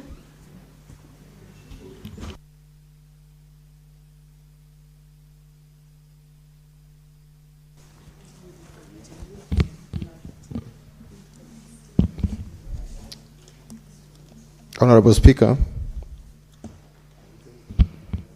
I rise pursuant to Standing Order 56-1B to make a statement on the activities of the Standing Committee on Roads, Transportation, Housing for the period commencing 1st January 2026 to 31st March 2026. Honorable Speaker, during the period under review, the committee held 14 sittings, considered 16 statements, 2 legislative proposals, and undertook 3 inquiries. 3 statements have been concluded, while 11 remaining under consideration. Responses to these statements are pending from relevant government agencies and county governments, and the committee notes that the delays in submission of responses continue to impede the committee's work and weaken parliamentary oversight. The committee concluded consideration of 1 bill and finalizing 1 other bill, which will be tabled on the next reporting period. Honorable Speaker, in fulfillment of the mandate and in order to comprehensively address the matters before it, the committee is currently seized of 3 inquiries, namely the status of Wilson Airport, the status of Talanta Stadium, and the status of Bomas International Conference Center redevelopment project. These inquiries address accountability and the prudent use of public resources. The committee will table its reports on the inquiries in the next reporting period. Honorable Speaker, the committee convened a meeting with the Ministry of Roads, Transport, as well as the Council of Governors in the course of its consideration of the Roads Amendment Bill, which seeks to provide for the reclassification of roads, delineate responsibilities in respect of county roads, and further amend the manner in which the roads maintenance levy is apportioned. Honorable Speaker, the committee faced the following challenges which delayed conclusion of legislative business before it. 1, delayed response on 2 statements, petitions, and inquiries from the government agencies, hindering the committee's ability to progress with legislative and oversight functions in a timely manner. 2, frequent overlaps with other parliamentary engagements affected quorum, and the timely convening of committee meetings, delaying the decision-making process, and rescheduling and postponement of committee meetings with key external stakeholders, especially cabinet secretary, governors, and the head of agencies. These disruptions affected the committee's timelines for addressing critical issues and finalizing ongoing inquiries. Honorable Speaker, the committee is scheduled to undertake the following activities in the next quarter. 1, review existing legislation and propose amendments to strengthen regulatory frameworks on road and building construction standards, urban planning and zoning, housing affordability and financing, and public-private partnerships in infrastructural development. To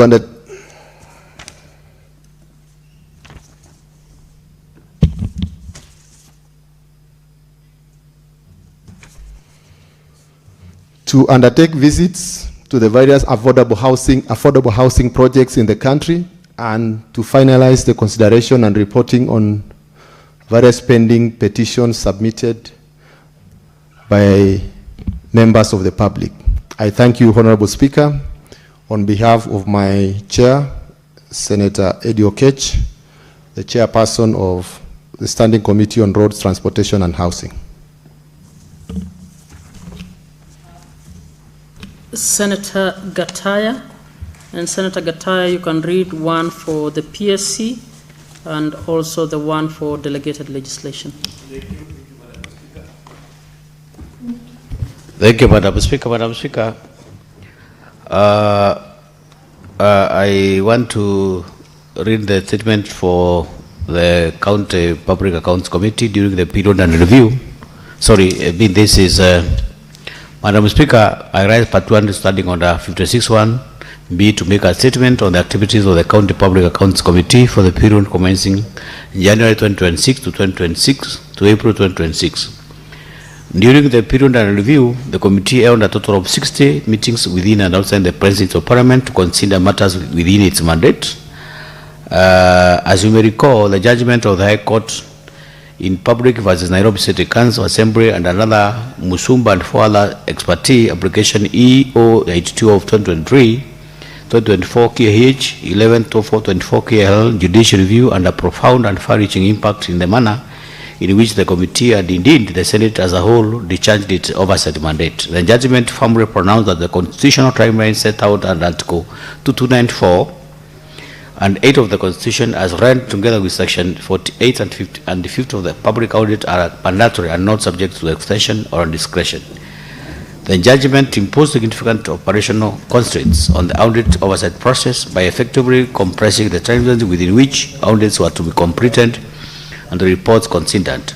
This and indirect implications for CPAC in terms of planning, scheduling of hearings, and the ability to undertake comprehensive interrogation of audit queries within the prescribed period.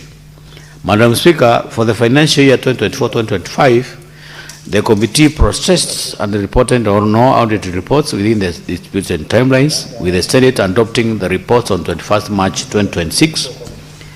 The committee resolution have since been forwarded to the relevant agencies for implementation, and the committee will follow up on the compliance upon expiry of the specified timelines. The committee noted that this was a significant institutional achievement despite operational constraints, such as the high volume of audit reports, numerous entities under review, and limited time for hearing and deliberations. Meeting the constitutional timelines required effective prioritization and efficient centering, timely assurance of witnesses, and enhanced coordination with the Office of the Auditor General and other stakeholders. Madam Speaker, the committee experienced several challenges in complying with Article 2298 of the Constitution, including strict timelines for concluding audit reports, the high volume of 188 reports and entities under review, and limited time for delayed scrutiny. Additional challenges included an availability of key witnesses, delays in submission of supporting documents and responses, logistical and administrative constraints in conducting hearings and preparing reports, and limited flexibility to address unforeseen circumstances such as the late submissions and rescheduled requests. Madam Speaker, I wish to commend the members of the committee and the Secretariat for the diligence and commitment which enabled the committee to comprehensively consider and take appropriate action on the reports from the county executives and county assemblies on the queries raised in the Auditor General report for financial year 2024-26.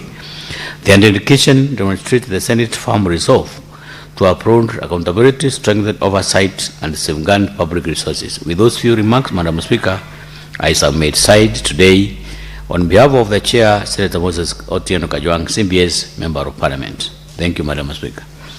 I go ahead to read the report of the statement relating to the activities of the Committee on the Regulatory Legislation, where I am the Chair, for the period between 1st of January 2026 to 30th April 2026, pursuant to Standing Order 56(1)(b). Madam Speaker, during the period under review, the Committee on the Regulatory Legislation held a total of 25 sittings, received a total of 36 statutory instruments for post-publication scrutiny and 10 draft statutory instruments for pre-publication scrutiny.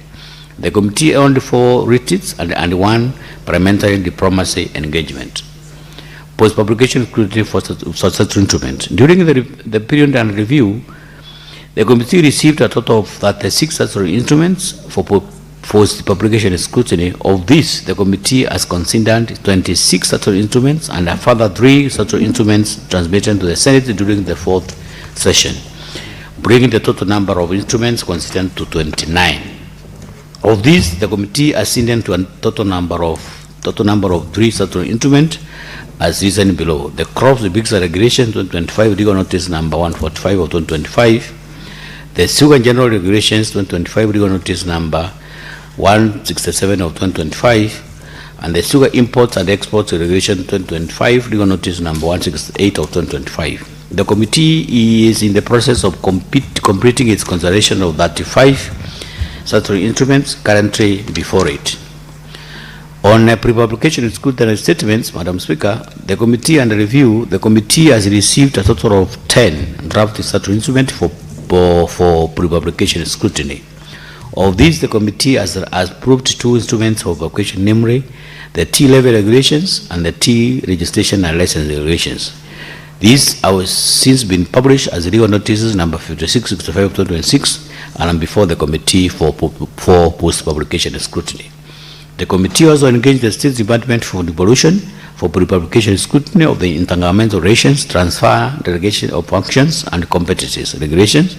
The committee gave its comments on the regulations, and it was agreed that further engagement be held before publication. Madam Speaker, the committee is in a receipt of the draft intergovernmental regulations sector formula regulations submitted to the Senate for approval by the Prime Cabinet Secretary, Minister of Foreign Affairs and Diaspora Affairs. Unlike other statutory instruments, which are first published in the Kenya Gazette and thereafter read before the Parliament for ratification or possible annulment, Section 38(3) of the Intergovernmental Relations Act Cap 265F specifically requires that these regulations be submitted to the Senate in draft form for approval before they are published. The committee is currently engaging stakeholders on the draft regulations and shall engage all stakeholders as key stakeholders, or shall engage all the senators as key stakeholders at the appropriate time. Parliamentary diplomacy. The committee undertook a working visit to the East African Legislative Assembly, that is HIAL, and Eastern and Southern Africa Management Institute in Arusha, Tanzania in April 2006. These visits were undertaken in an effort to enhance regional integration of the East African community. I thank you, Madam Speaker, and I also to extend my sincere thanks to the entire membership of the committee for the good work they have done. Thank you, Madam Speaker. This is Senator Mwenda Lataya, Mufire, CBS Member of Parliament, Chairperson, Committee on the Regulatory Legislation. Thank you. Honorable Senators, before we allow the statement by the majority, I would like us to go back to order number 8, please.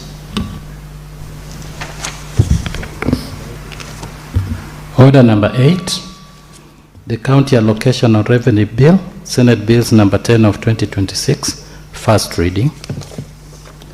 A bill for an act of parliament to provide for the equitable allocation of revenue raised nationally among the county governments for the 2026-2027 financial year, the responsibilities of national and county governments pursuant to such allocation and for connected purposes. Now move on to the statement pursuant to Standing Order 57-1, Senate Majority Leader.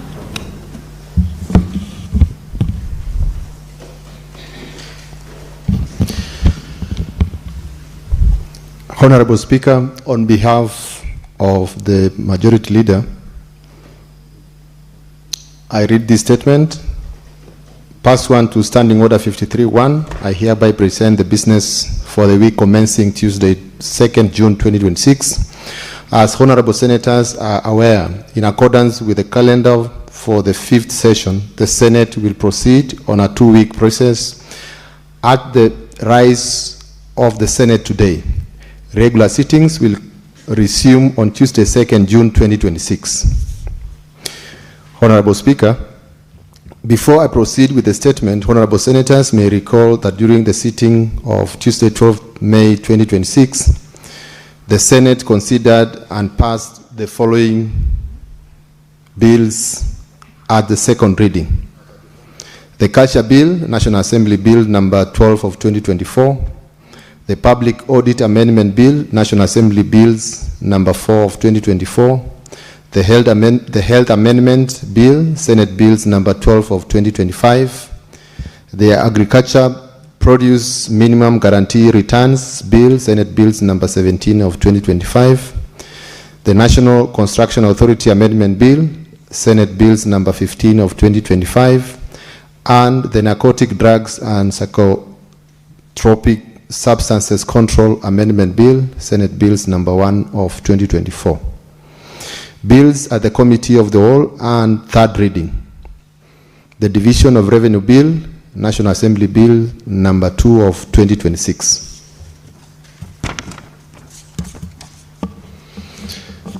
The Equalization Fund Appropriation Bill, National Assembly Bills number 21 of 2025. The Kenya National Council for Population and Development Bill, National Assembly Bills number 72 of 2023. And the Public Procurement and Asset Disposal Amendment Bill, National Assembly Bills number 48 of 2024. The bills passed at the third reading have been referred to the National Assembly for consideration. Honorable Senators will also recall that during the same sitting on Tuesday, 12 May 2026, the Senate considered and passed the following motions. Report of the Mediation Committee on the National Disaster Risk Management Bill, National Assembly Bills number 24 of 2023, and report of the Standing Committee on Finance and Budget on the stoppage of transfer of funds to the County Government of Meru pursuant to Article 2253 of the Constitution and Section 97(1) of the Public Finance Management Act. I take this opportunity to thank Honorable Senators for the good work that was done on Tuesday. Nevertheless, as we break for the recess at the rise of the Senate today, there remains a substantial business before the Senate and will be necessary for us to maintain the same spirit upon resumption of sittings for Part 3 of the session.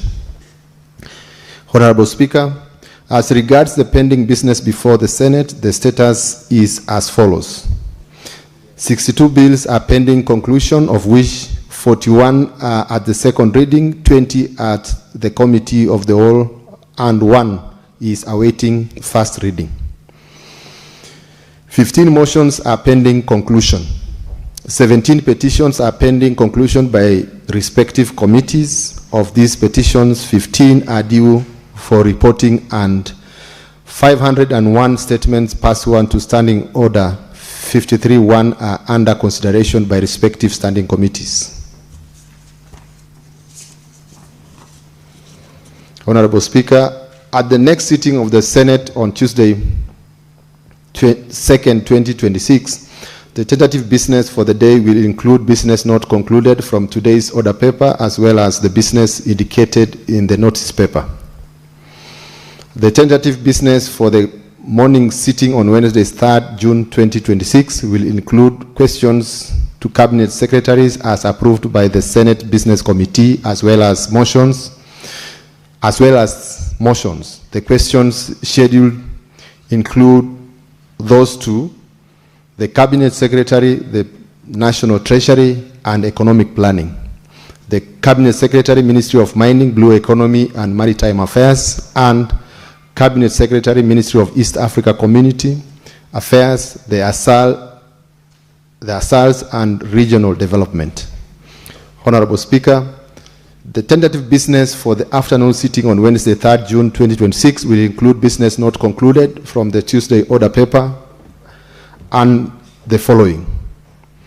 Bills at the second reading.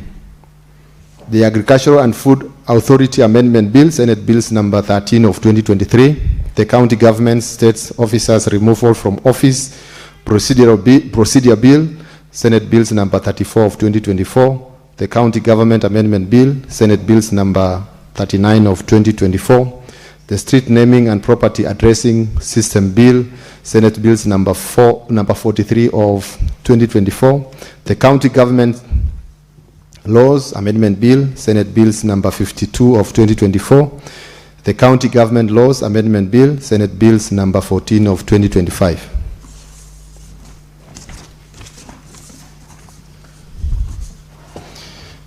B. Motions. Report of the Committee on the National Security, Defense and Foreign Relations on Sessional Paper number 1 of 2025 on the Foreign Policy of the Republic of Kenya. Report of the Liaison Committee on the activities and operation of the Select Committees during the 3rd session 2024. Report of the Standing Committee on Health on the County Oversight and Networking Engagements in Kitui, Makueni, Machakos, and Kiambu counties. Report of the Standing Committee on Health on the County Oversight and Networking Engagements in Kiambu County, and report of the Standing Committee.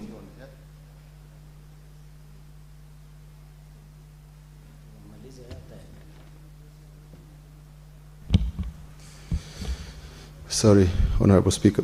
Let me take it again. Report of the Standing Committee on Health on the County Oversight and Networking Engagements in Kiambu County, and report of the Standing Committee on Health on the County Oversight and Networking Engagements in Bungoma and Kagame counties. The projected business for Thursday, 4th June 2026 will include business not concluded in the order paper for Wednesday, 3rd June 2026, and any other business concluded by the scheduled by the Senate Business Committee. Honorable Speaker, I thank you, and I hereby lay the statement on the table of the Senate. Honorable members, senators, we will defer orders 10, 11, 13, 15 up to 24. We can now move on to order number 25.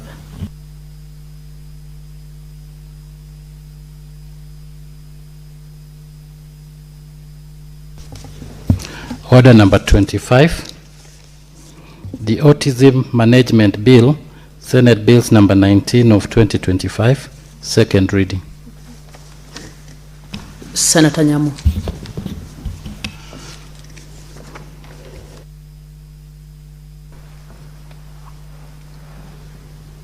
Madam Speaker, I beg to move that the Autism Management Bill 2025 be read a second time.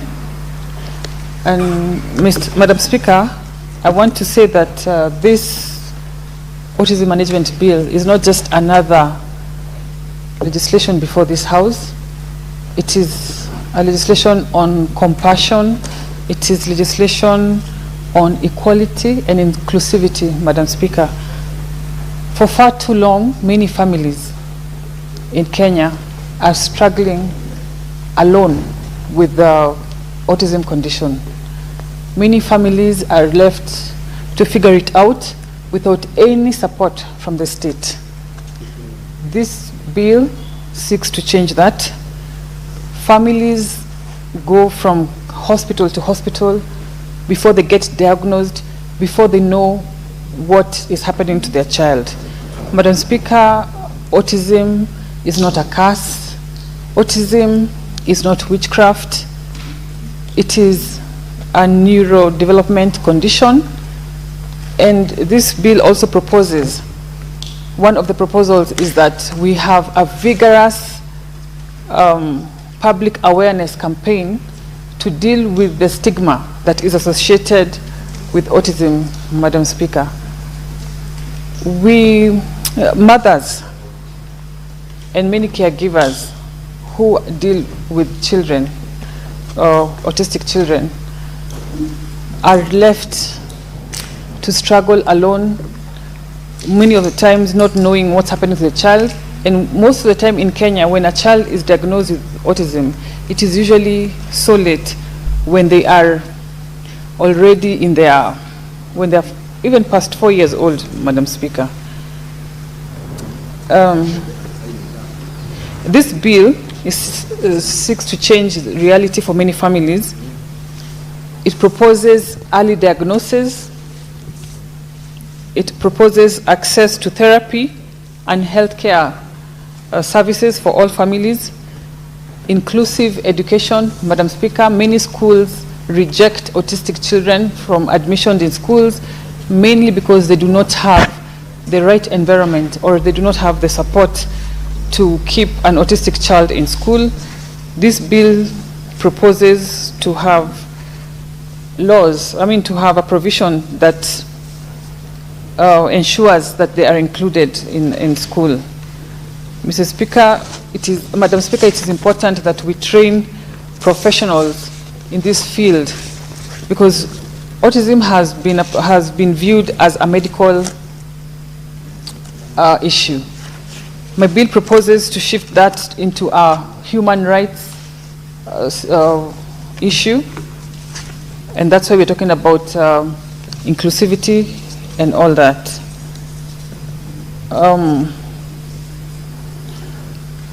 Another key strength of this bill, Madam Speaker, is a recognition of the multidisciplinary approach where we don't just leave it to doctors alone. We need occupational therapists, we need speech therapies, we need caregivers, and every other person that comes to contact with the autistic child. I also welcome proposals that came from the Committee of Health. When the bill was taken to public participation, we had a lot of interest. Parents came in and gave their deeply personal perspective to this matter, and they have really enriched this bill. Another very key provision of this legislative proposal, Madam Speaker, is that we want therapy, we want treatment, and everything that affects the autistic child to be catered for under SHA, Madam Speaker, to ease the financial burden that the parents of autistic children face. Therapy is extremely expensive, Madam Speaker, and very few families can be able to afford therapy, autistic therapy. And we are proposing that the National Insurance Medical Cover takes that up. We also have the issue of these children being discriminated by insurance providers. Once you disclose that a child is autistic, insurance companies are skeptical and they do not want to cover that particular child, Madam Speaker.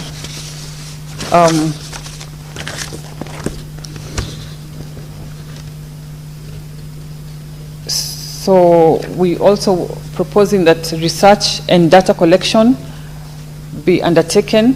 We want to know how many autistic individuals including children, do we have in this country, so that we can be able to counter or address it based on facts and based on actual numbers. The bill also proposes framework for coordination between the national government and the county government. And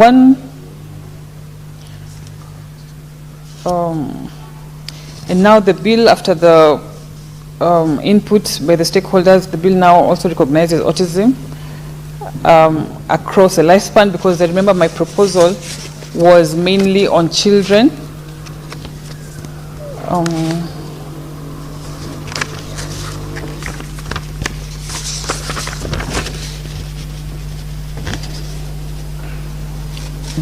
It also further introduces the important caregiver support provisions, because the caregivers are the invisible backbone of autism management in Kenya. They have been doing the kienyeji caregiving in the homes, and they also need a lot of psychological support. They need a lot of training and support programs, and most importantly, greater public awareness to reduce stigma and isolation for these kids.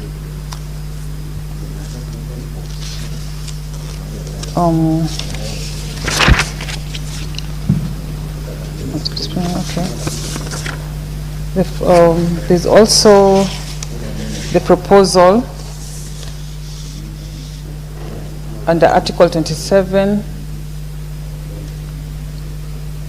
No, at its core, the bill is about constitutional rights, as I said, because under Article 27 of the Constitution, it guarantees equality and freedom from any discrimination. Article 43 guarantees the right to health and education. Article 54 guarantees the right of persons with disabilities to dignity. So this bill gives a practical effect to those constitutional provisions and interventions. So, Madam Speaker, allow me to sincerely thank the following who have really contributed to this the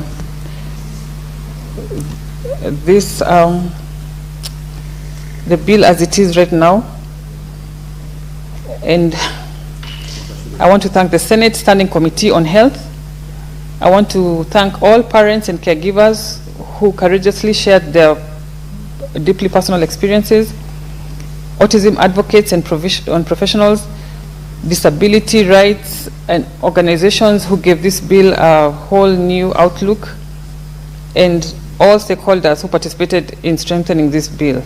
Their contribution have made this bill into a stronger and more inclusive, more practical framework for autism management in Kenya. And with those few points, Madam Speaker, I beg to move.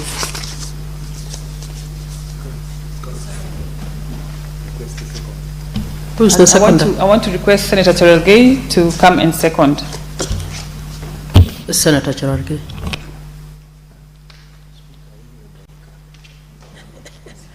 Thank you, Madam Speaker. I'll try to be as quick as possible. Madam Speaker, I want to second and pick from where the mover, Senator Nyamu, has left. I think the issues of autism, Madam Speaker, I want to emphasize the origin, or it causes lifelong neurodevelopment condition by different in social communication and interaction behavior. Madam Speaker, it has come, Kenyans should know that autism is caused by genetic rooted in brain development. It is not caused by vaccines, Madam Speaker, or poor parenting. The autism is normally caused either by genetics, sometimes spontaneous mutation. And Madam Speaker, the children can be checked on or assessed at 2 years of age. And I think in every 36 children, Madam Speaker, suffer from autism. But this can be rectified through occupational and speech therapy, Madam Speaker. I think this is a new concept in the country, in Africa. You know, we are associated with the Western world, Madam Speaker, and therefore, no one should blame any parent that it is because of poor parenting. Saying this, Madam Speaker, I remember your chair of KEWASA was talking about women who got pregnant as recruits in Kiganjo. Madam Speaker, you know that's a biological issue. No one should be punished for getting pregnant. I agree, Madam Speaker, through KEWASA, that all young girls who got pregnant in Kiganjo police recruit training, they must and should be able to defer, come and give birth. It is not an accident. It is not an offense under the law. And then they can go back to their training. And I want to thank you and your colleagues for taking that lead. So it's not about poor parenting.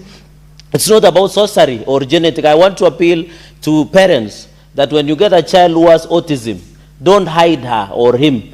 It is not a sorcery, it's not a witchcraft. It is an issue that can be handled medically, and this bill is trying to bring to ensure that the children that are born through autism can be taken care of through proper medical cover. You have heard the mover talking about the insurance cover. We hope Social Health and Health Authority, Madam Speaker, and we are with the CEO, Dr. Mwagange, today discussing about SHA.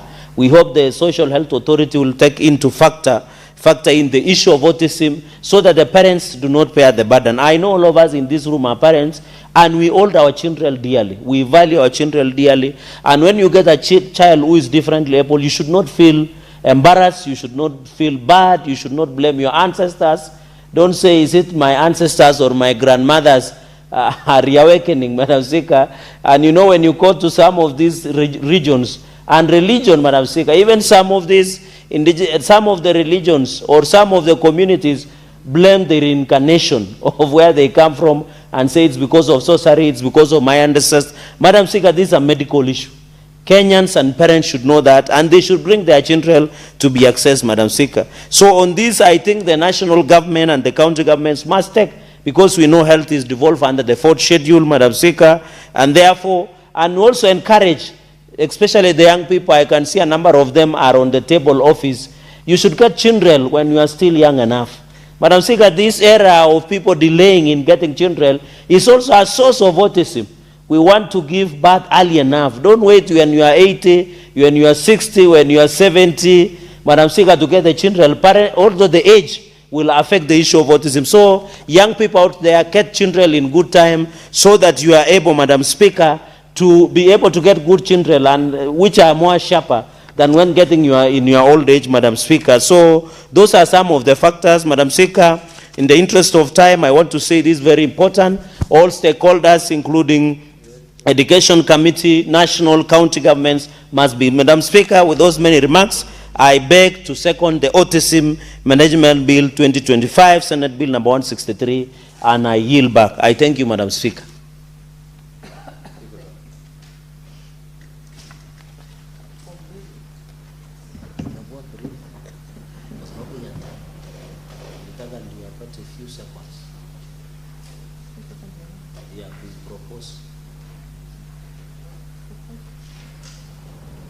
Honorable Senators, I propose the question that the autism bill be read a second time.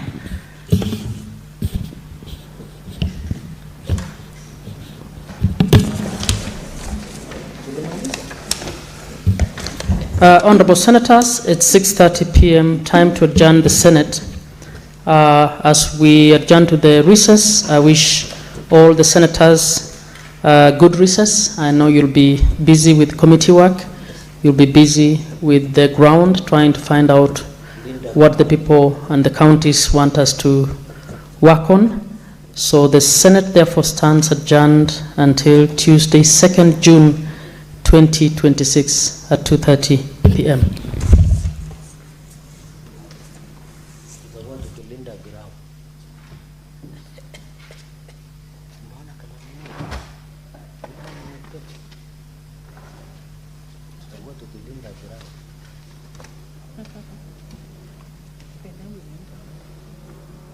Imeenda vizuri. At least it's now proposed. So when we resume, debate is open. Correct. Yeah.